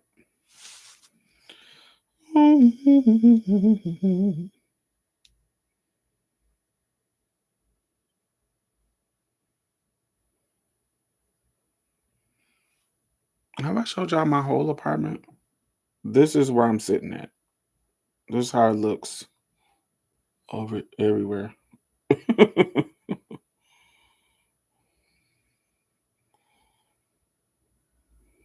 Hold on.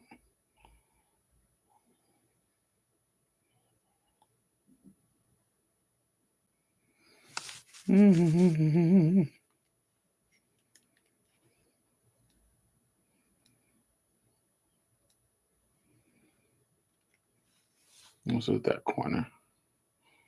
Very auntie. A lot of what African whatnots and things. Yeah. A lot of whatnots.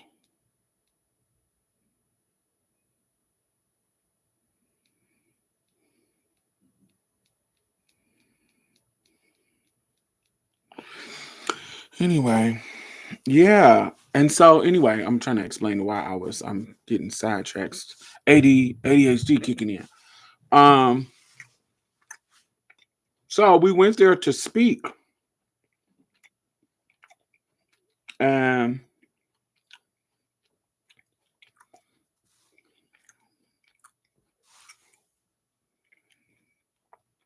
the Confederate flag people was in their pickup trucks and shotguns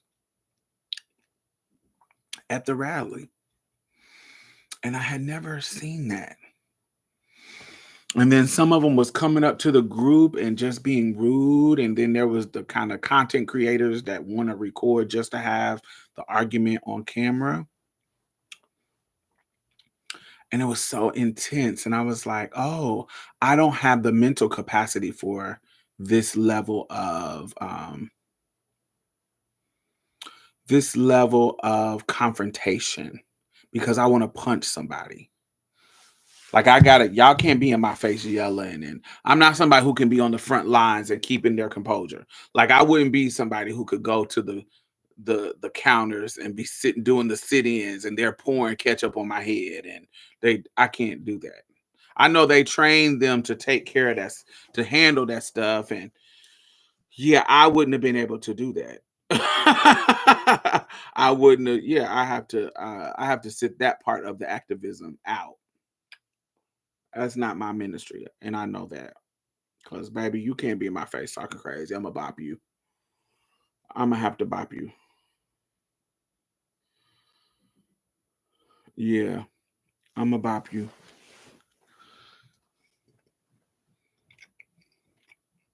I can't do it.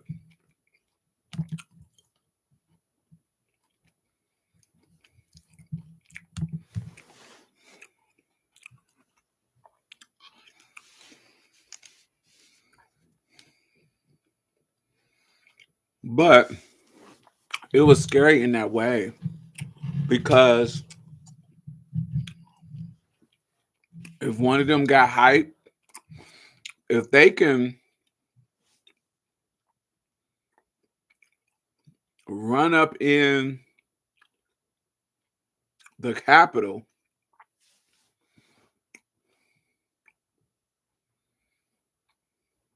they definitely can shoot a trans person. Do you see what I'm saying? Like if they are that gung ho and on their side to be violent or to shake something up, they can definitely shoot a trans person. giving a speech at a rally. Do you see what I'm saying? And so it kind of recalibrated me out of fear. I have to be honest about that. Not fear enough to stop organizing altogether, but fear enough to that type of exposure. I don't know if I want that. I don't know if it's worth that for me.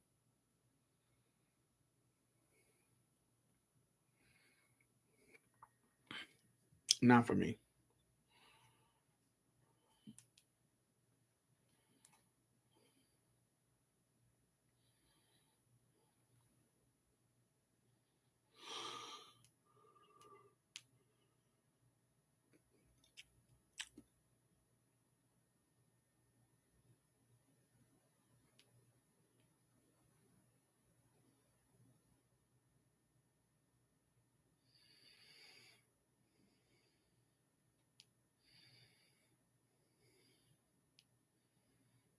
Oh, I was big, man.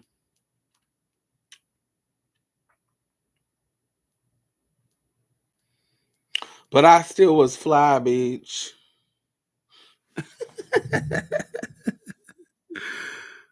I was at uh equality fundraiser. That shoe was big. I live for that shoe.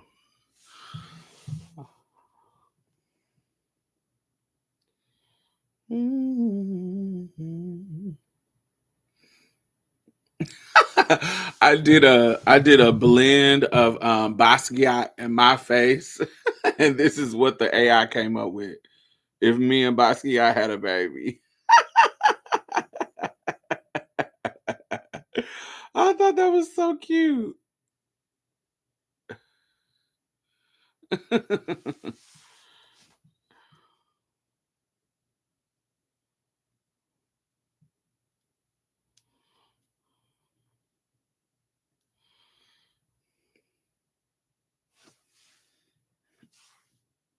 I love the sweater. Shout out to my homegirl Phoenix. She made this sweater for me. I love it. So sickening. It don't ever get that hot in Houston though.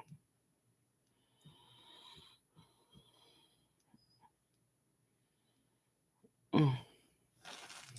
Oh.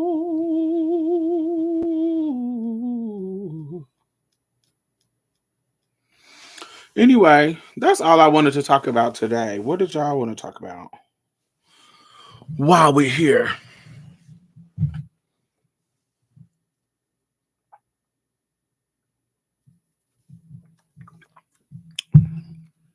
Make sure y'all thumbs up.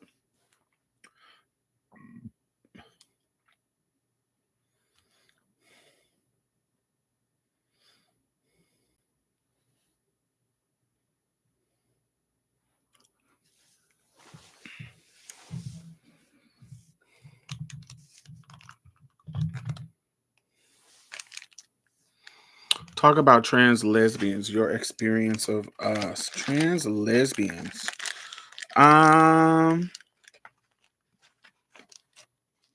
Trans lesbians. Let me think of. Are we so how are you defining trans lesbians? Are you trying are they exclusively only trans women who date women? Good night, Chris. Cause I know some trans women that they be on some dyke shit, but they be but they be having the trade too. They more bi. The ones that identify as lesbians.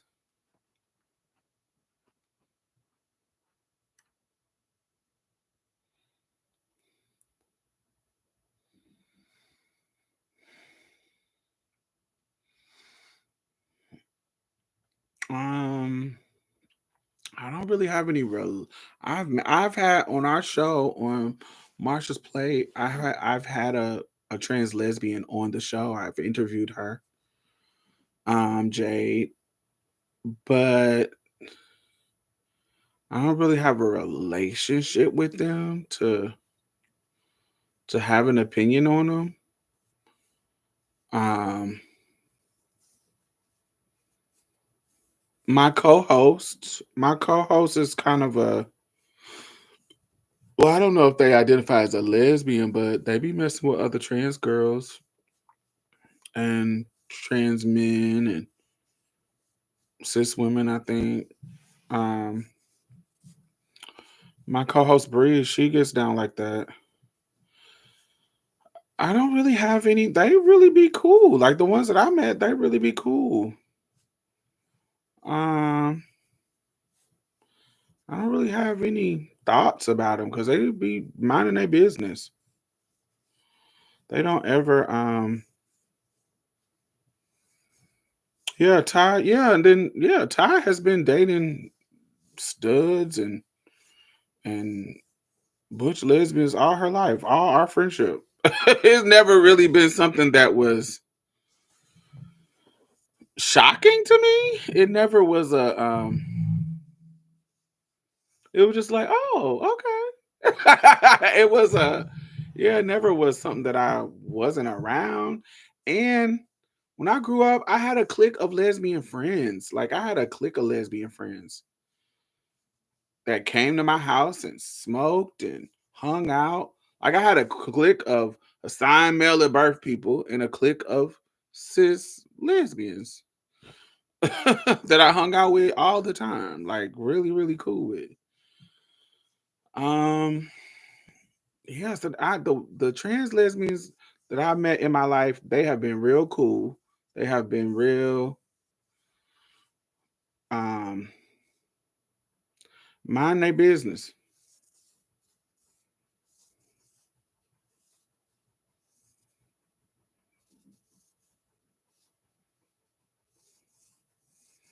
Yeah, I've never met one that I feel like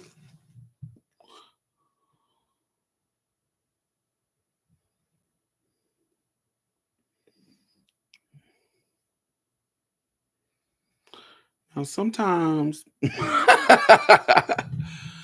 now sometimes I do be feeling, and this may be problematic, but when I meet them white ones, I do be feeling like, hmm.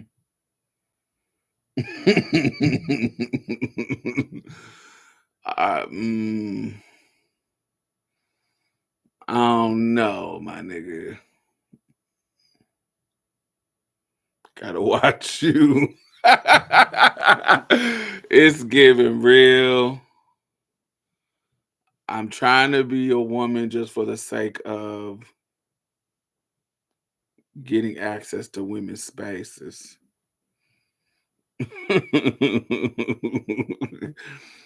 I know that can be problematic, but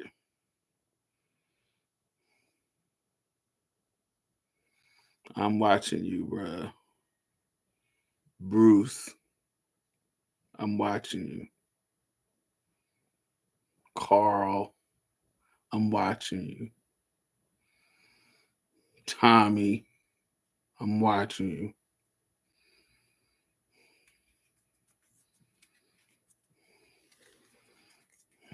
Are they transitioning? Yeah, they're trans lesbians.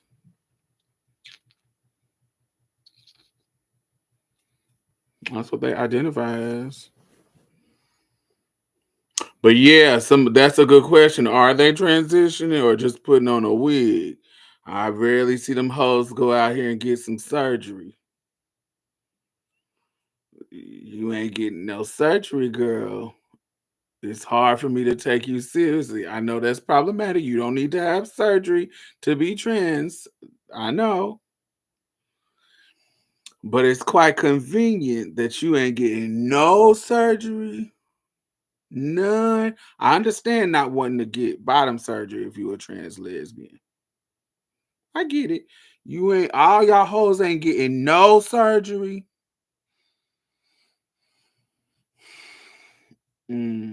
Okay. Okay. Nah, they don't be moaning. They want that meat to work.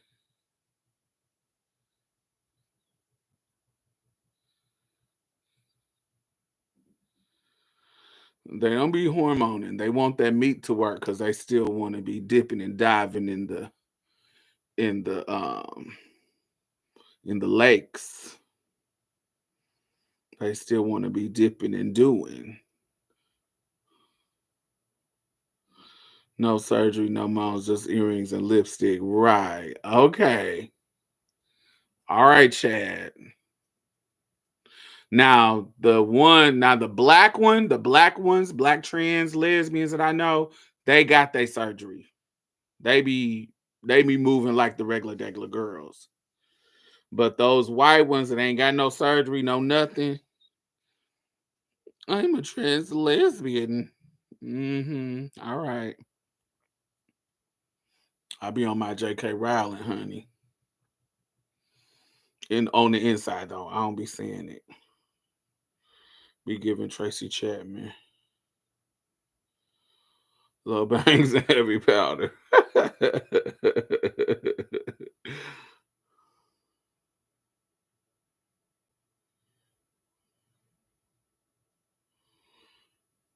Yeah, the ones that I know. It's particular ones. I don't want to say all of them, but I'm talking about the particular ones that are like that.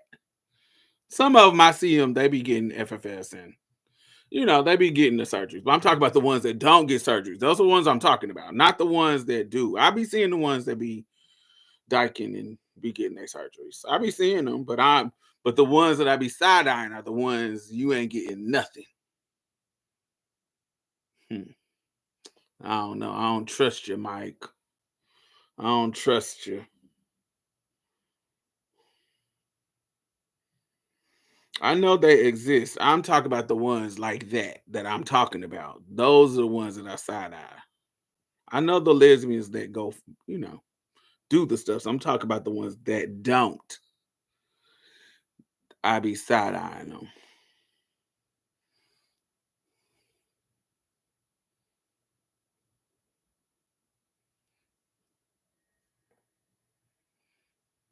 You got them flip flops on, them Fred Flintstone feets out. They ain't even got no polish on them, girl.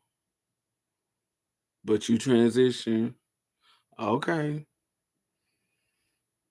Them hands looking like catcher's mitt. You ain't even got no nails on them, girl. You ain't getting no laser. That Bluebeard is strong. But you trans lesbian. Okay. Okay, girl. mm-hmm. Okay. Okay, Miss Thing. If the cis girls like it, more power to y'all.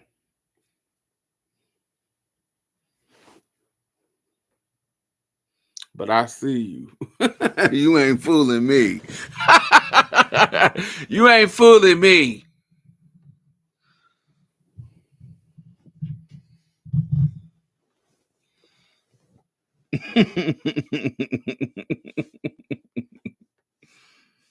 I see you for your works, ma'am.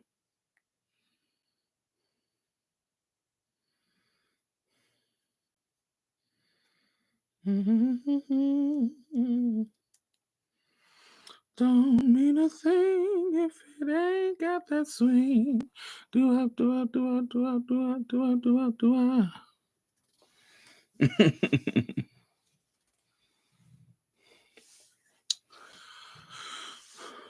But yeah, I don't have any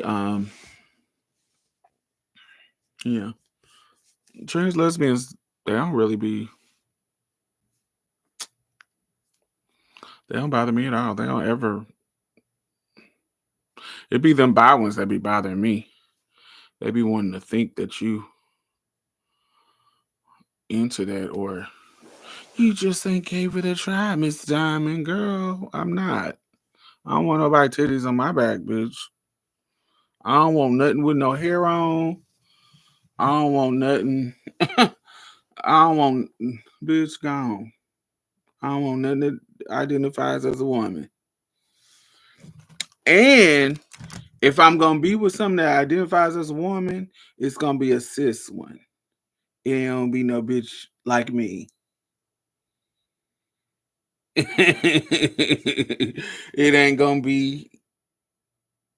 There's only room for one trans woman in a relationship. It's barely room for more than one trans person in a relationship with me, for real. Because I don't like navigating other motherfuckers' dysphoria. That's if I'm keeping it real. It's only room for one trans person in my bedroom, in my relationships. Me. I really don't. I'm real transphobic about it, for real.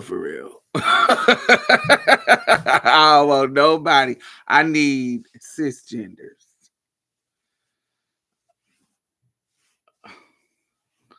I like that.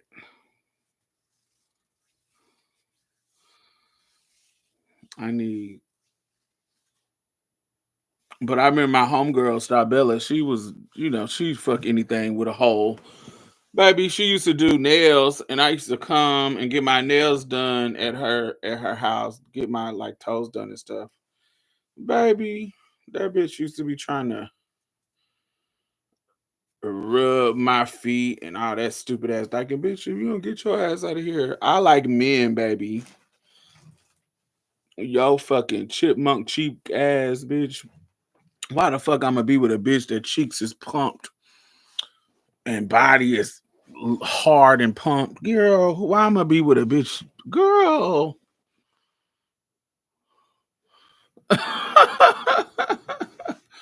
Girl, a bitch couldn't spend a night at that lady house. Yeah. She was always, her and her friends used to be, her and Zori. Y'all always on some dyke shit. Baby, no.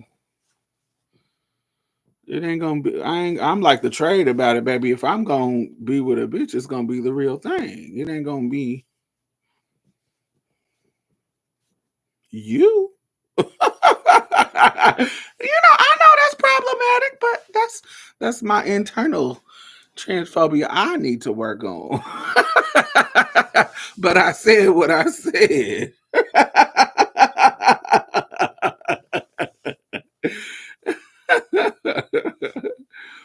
I said what I said.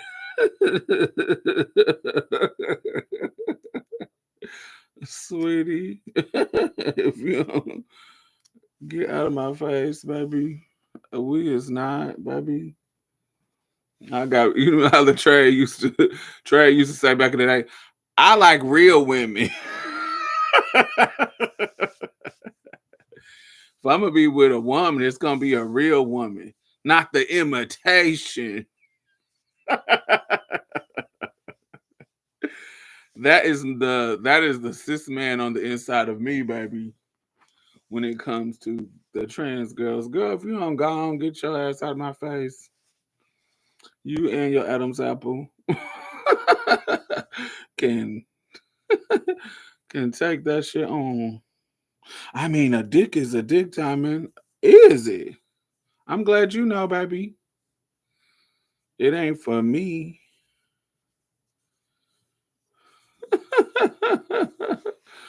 It ain't for me. You can't pull your tranny games on me. I say that to the trade. You can't pull the wool over my eyes, ho. That's the game I give to the niggas. You can't pull that on me, baby. Booty hoe is a booty hoe. Okay, it is. You right. It is. And I don't want yours. A mouth is a mouth. I know. I know it is. And I don't want yours. Sweetie. You can't. What? You can't flim flammer, baby. Ain't that what what Tin Man said on the Wiz. You ain't flim flamming an old flim flammer, are you? Mm-hmm. Baby.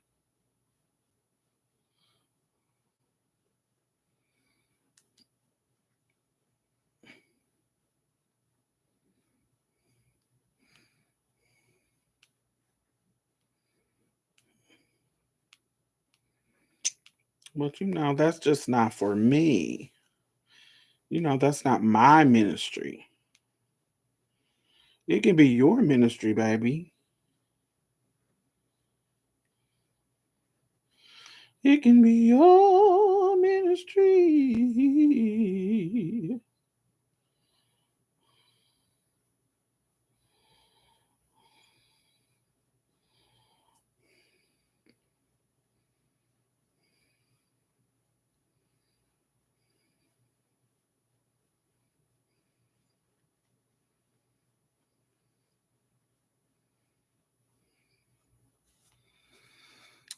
Hey, Shonette, how are you?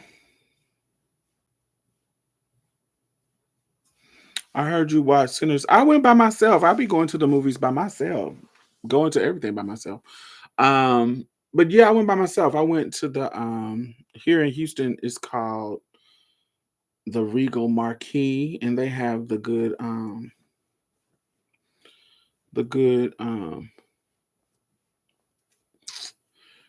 the 4D chairs and shit. And broke my damn phone. But the movie was good. I love the movie. And if y'all go see it, there are scenes after the credits. So make sure it's two different scenes after the credits. So apparently I missed the last one because I knew they told me to stay for the first one, but I didn't know it was another one.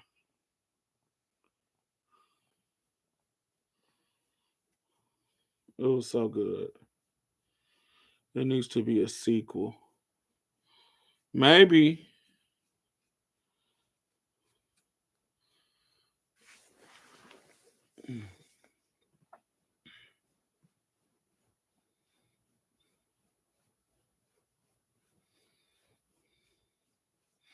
There wasn't nobody, but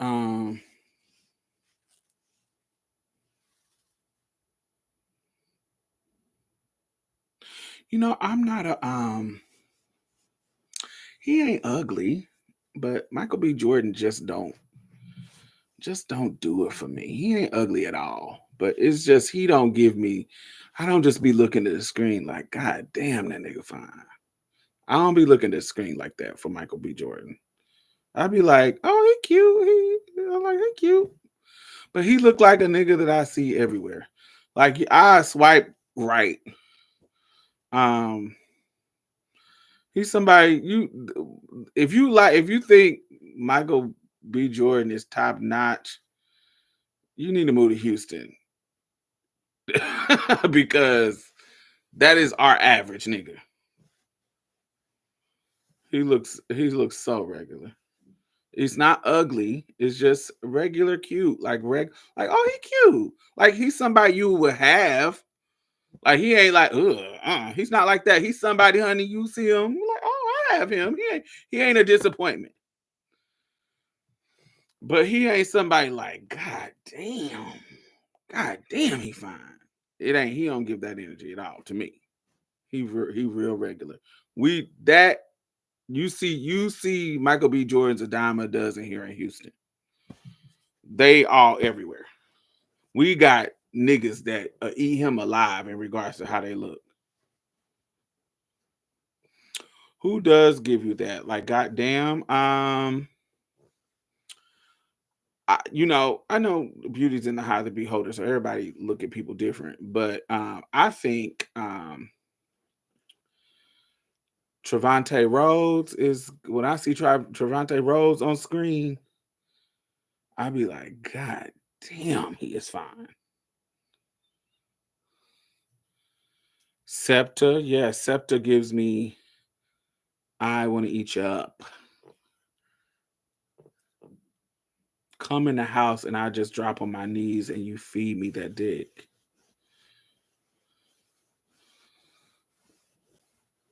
Just right here, right now. Who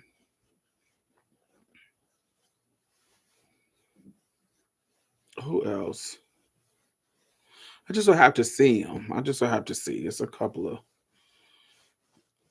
that, that kind of that look that's like, oh, you're a movie star. I see why you are a movie star.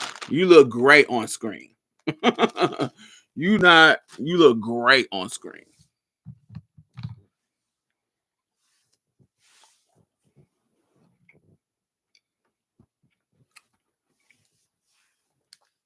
Let me show you.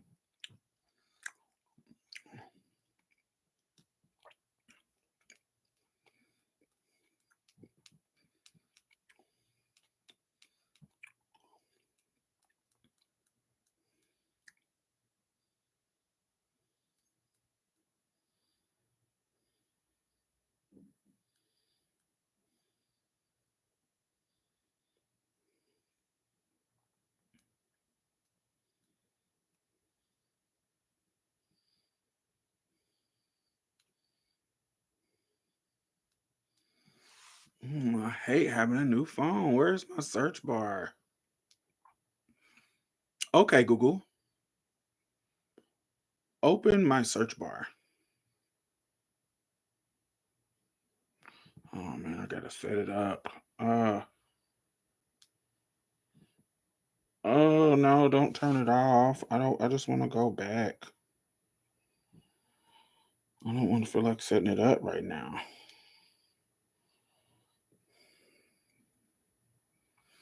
I don't have a search bar.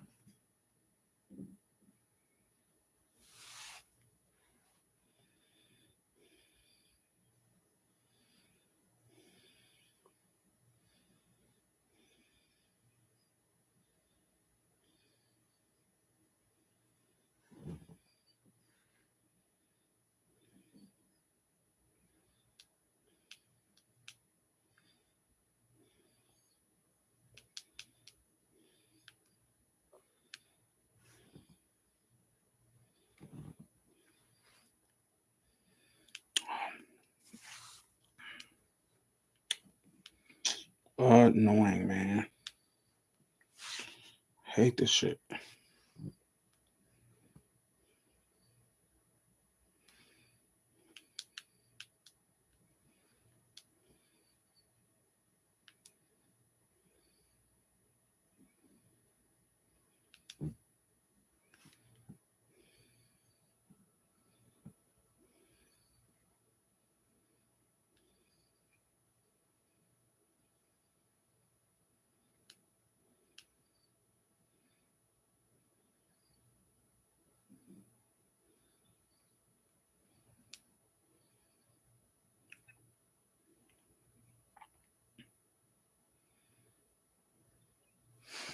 I don't know if y'all remember this movie. Y'all remember this movie?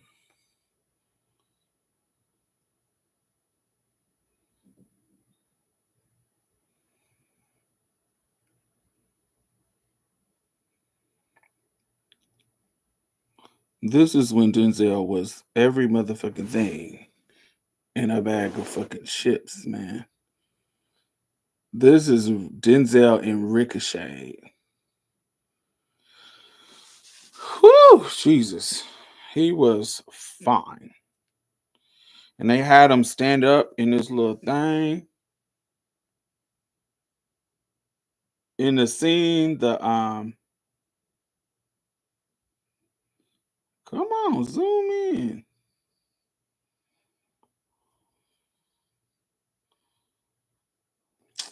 That's why I don't like this camera.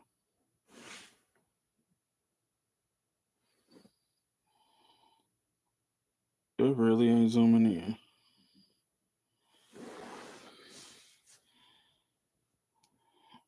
But yes, when he was in this is when I saw him and was like, oh, I see what the kids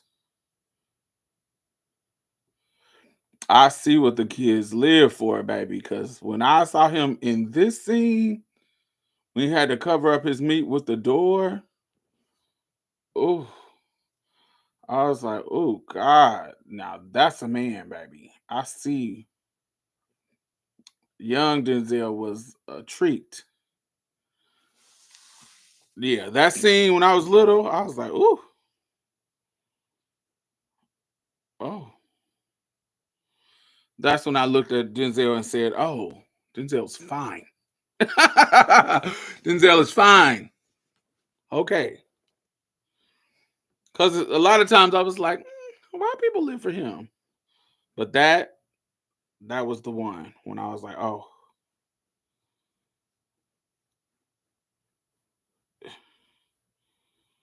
everything.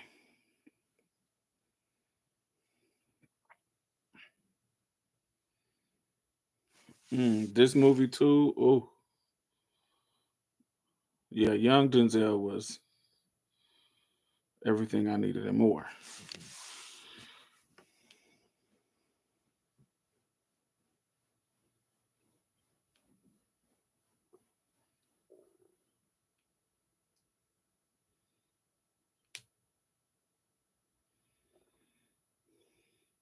Even when he had the mustache in Philadelphia, I could have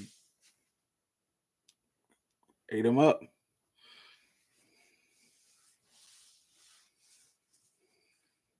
Yeah, he was fine and he got game.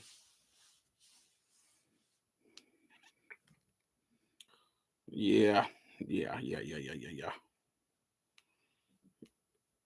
It's just moments where you just like God, like Will Smith, I Am Legend, or was it I? No, not I Am Legend. Will Smith, I Robot. I Robot. Will Smith. Um, Independence Day. Will Smith. I was like, you still giving me Fresh Prince. I ain't always into Fresh Prince, but I Robot. Will Smith. Woo!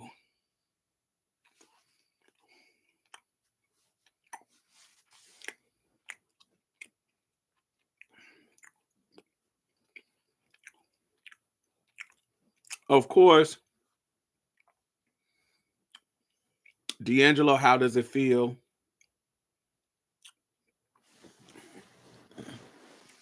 Is ingrained in my mind as a man.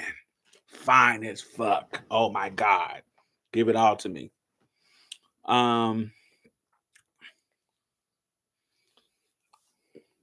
I'm just trying to think of cinematic moments where I was like, that's a man.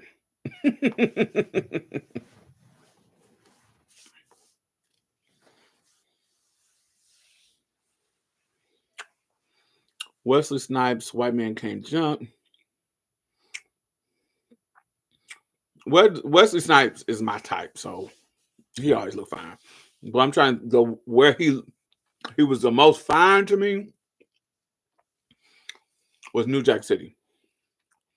And Waiting to Exhale. Also, I had a thing for Lawrence Fishburne. I did not. I don't find Lawrence Fishburne attractive at all.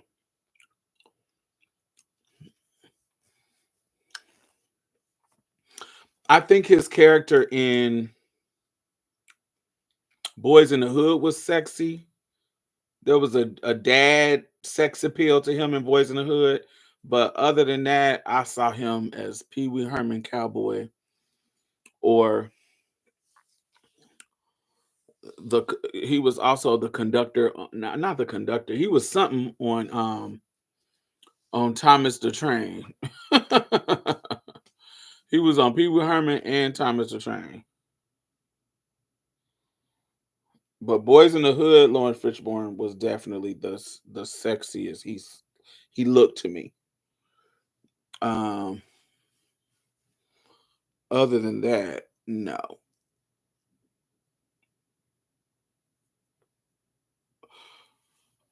Keenan Ivory Wayans is sexy as hell to me.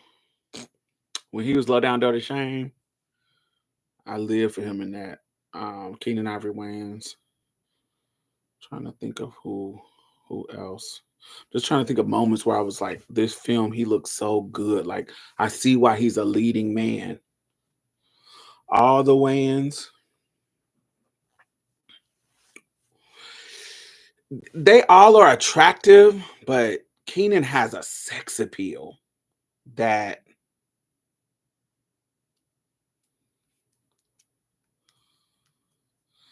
I don't think the rest of them have. They fine, they cute, but it's something about Keenan that's just that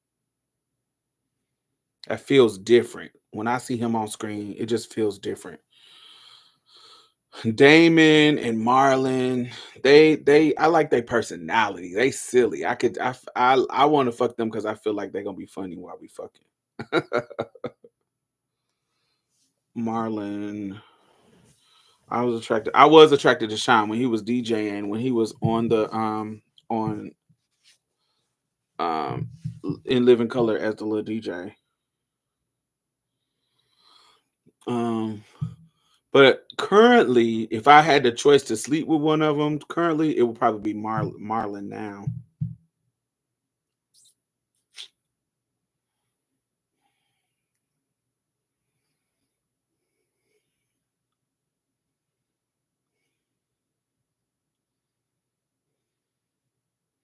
Yeah, I like Marlon. I think I would do it to Marlon.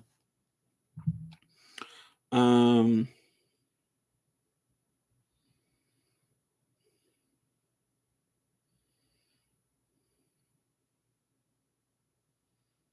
y'all know who looks fucking good? Omar Sy. Y'all know him? The British actor Omar Sy. He plays in Netflix Lupin.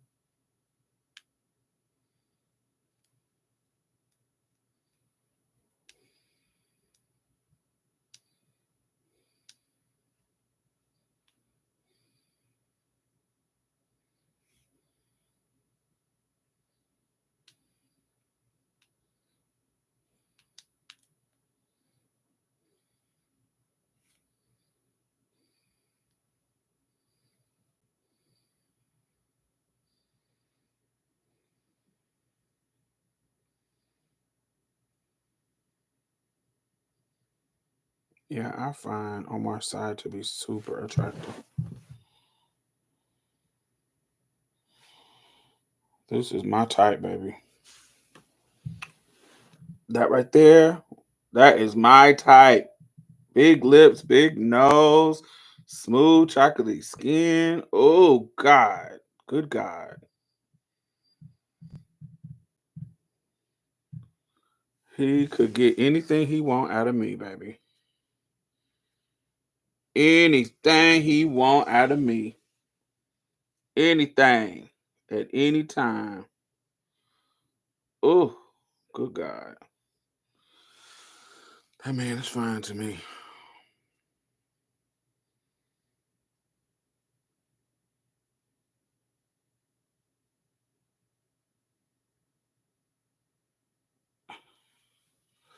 And Idris, I don't like Idris, but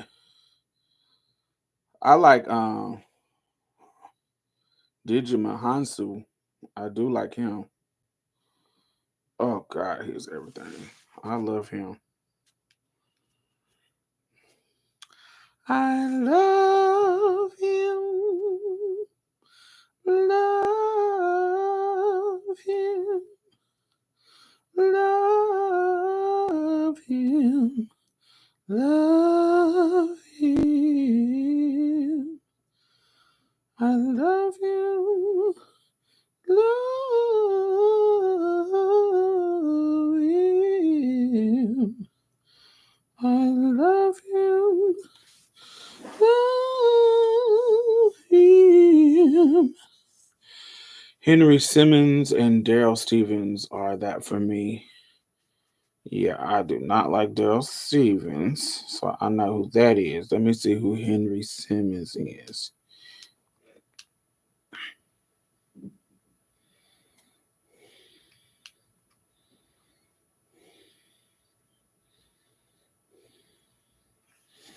Henry Simmons.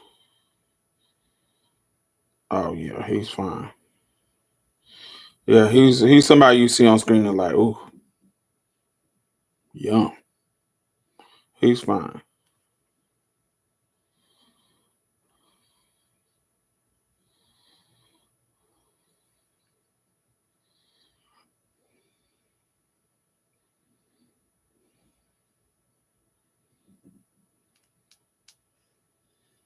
Who's the dude that plays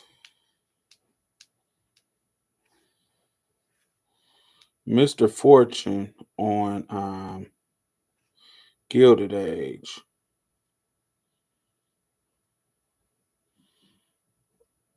Yeah, Sullivan Jones. Sullivan Jones, yes. I love Sullivan Jones.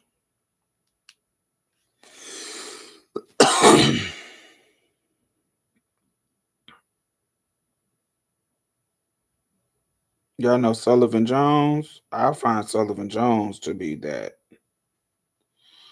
To be fine like that. Ooh.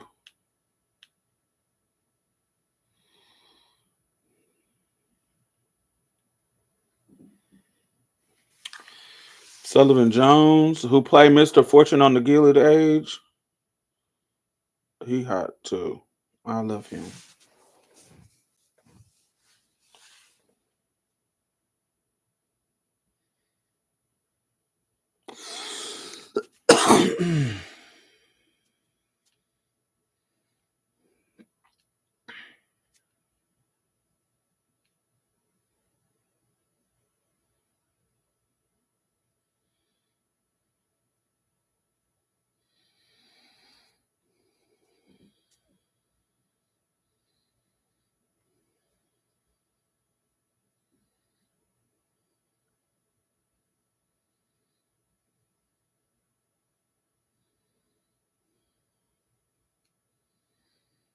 Mm.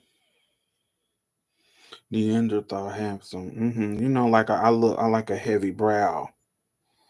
I love a heavy brow bone. Let me know you a man, baby. Let me know you a man.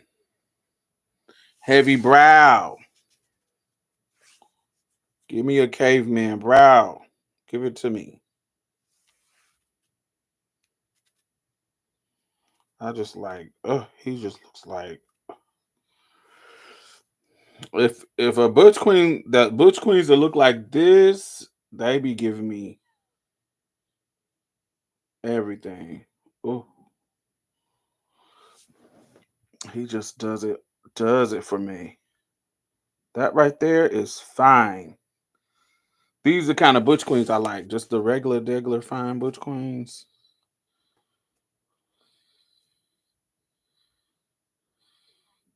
Yes, give me that. I live for it. The niggas that look like they need a strong, heavy Dr. Osterhoff FFS if they ever transitioned. They need to take the whole skull off and take it off and shave it, crack it, and put it back on. They need the special kind of FFS. That's the kind of men I like. You can't just get up in and be fish. You need full surgery, baby. Give it all.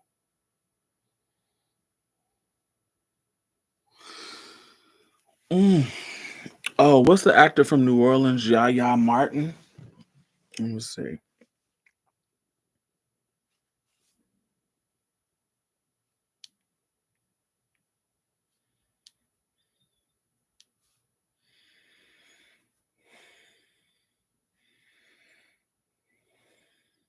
Oh, Yaya Martin. Yeah, Yaya fine. Yeah. Yeah, I thought that was just the yeah, Yaya everything.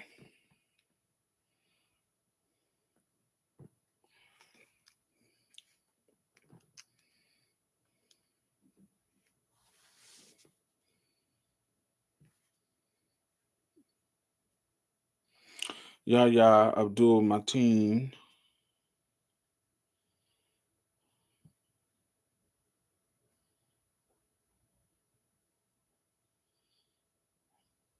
Yeah, that's my type. He was messing with Lala last I heard. Oh, interesting. Yeah, that mug, he is fine. Yes. Yes, I love him. Give it all to me. Give it all to me in my booty. Mhm. Come on, I didn't know he had locks in high school. Come on. I would have gobbled that dick so fast under some bleachers, baby. I would have been.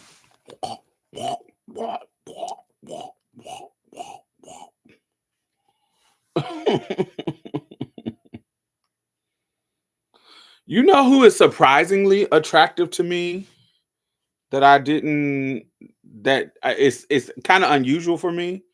Um the friend, the cisgender straight friend on Survival of the Thickest. It's something about him that is so sexy. His name is Tone Bell. I'm not usually attracted to this type. This is unusual for me. But for some reason on the show, it's something about him that gives me some I like it. This is not my usual type. Usually if I see dudes that look like this, I'd be like, "Oh, okay." But it's something about him on the show that I want to do the nasty to him. Yeah, it's something about something about him on the show that I'm like, "Ooh, I want to see what that dick look like." Yeah, he gives Cliff. Yeah, it's giving very Cliff, and I ain't never. Cliff, I knew Cliff is one of them boys. I'm like, I know Cliff is handsome, but and I know other people live for him, but me, it's like he handsome. He's a pretty boy. I don't be liking pretty boys like that. Yeah, this giving pretty boy, pretty like regular, pretty light skinned boy. Like, okay, you handsome, you something. But on the show, I be wanting to do the nasty to him. I'd be like, give it to me, yellow bone. Let me see if it's pink or dark brown skin, honey, because the yellow boys will give you either a pink dick or a dark dick. Yeah, he looked like he exfoliate, honey. He looks like he smell good. He looked like he take care of himself. And I need to see what it tastes like. Yeah, we're giving a little something.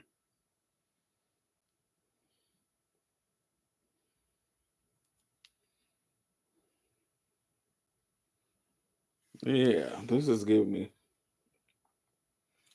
Yeah, I would. Yeah, I eat that up. That's a snack right there. Ain't that right? Oh, that's right. I eat that up. That's a little. hmm Oh, Diamond. Yeah, Diamond is sexy.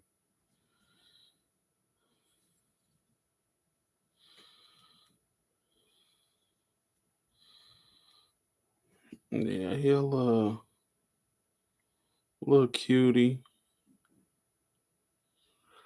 A little cutie patootie. Cutie patootie. Yeah, Tyler Lepley. He cool. Tyler is a type that you sexy, but you better have a big old dick. Because if you have a little average dick, I ain't gonna want to have it. You better have a big. You better pull out some meat to balance out you being so regular.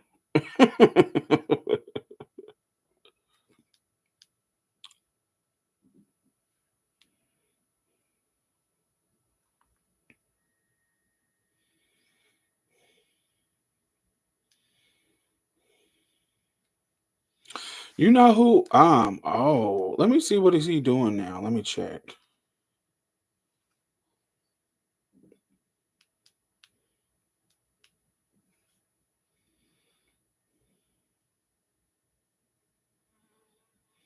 This nigga on the show, baby. When I would see him on this damn show, I will get my life. This is a dude from Sex Education, the popular black boy on there, not the gay black boy, even though the gay black boy is cute. But the straight black boy, oh, on Sex Education, it's canceled now, but he looked like ASAP Rocky a little taste to me. Not as pretty as ASAP, but enough to be like,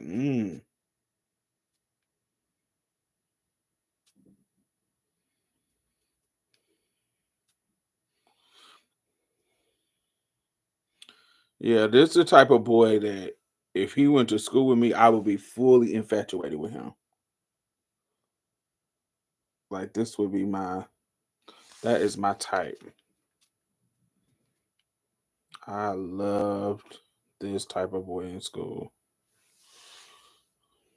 I would be eating them up in the locker room. Wop, wop, wop, wop.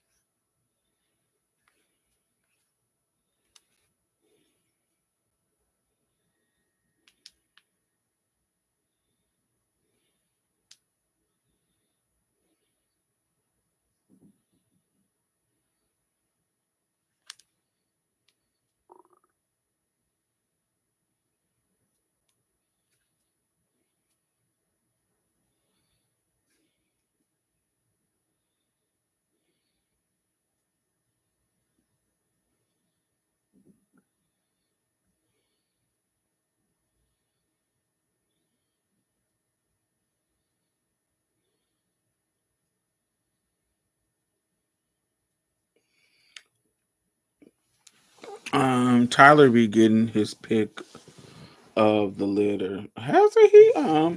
He dates he dates my client's niece. His baby mama is my client's niece. Well, I guess she his fiance now. What's her name? Miracle. Miracle is a stripper here in Houston. A Instagram stripper girl here in Houston. They got a baby now.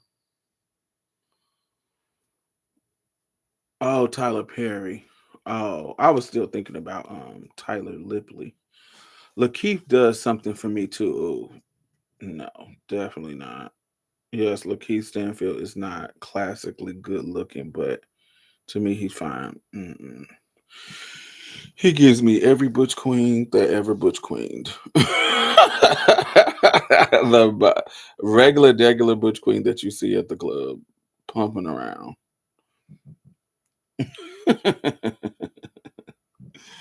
Yeah, Lakeith, baby. Lakeith. Very that. Lakeith give me every butch queen that I met in college. Almost every single one. Every single one. I have a type. Right. Every single one. He gives me Joshé's ex-boyfriend Charles. He gives me I mean every fucking butch queen. Regular butch queen. He don't look like Opie, but very Opie. Trevante Rhodes is my prototype. Like, if you want to know who my type is, you do Trevante Rhodes. You do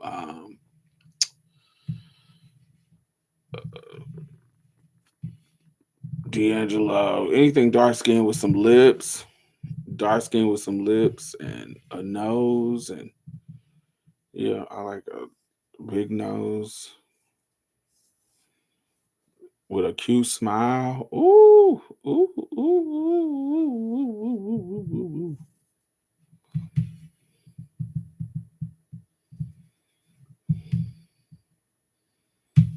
Mm-hmm. That is my. Mm-hmm.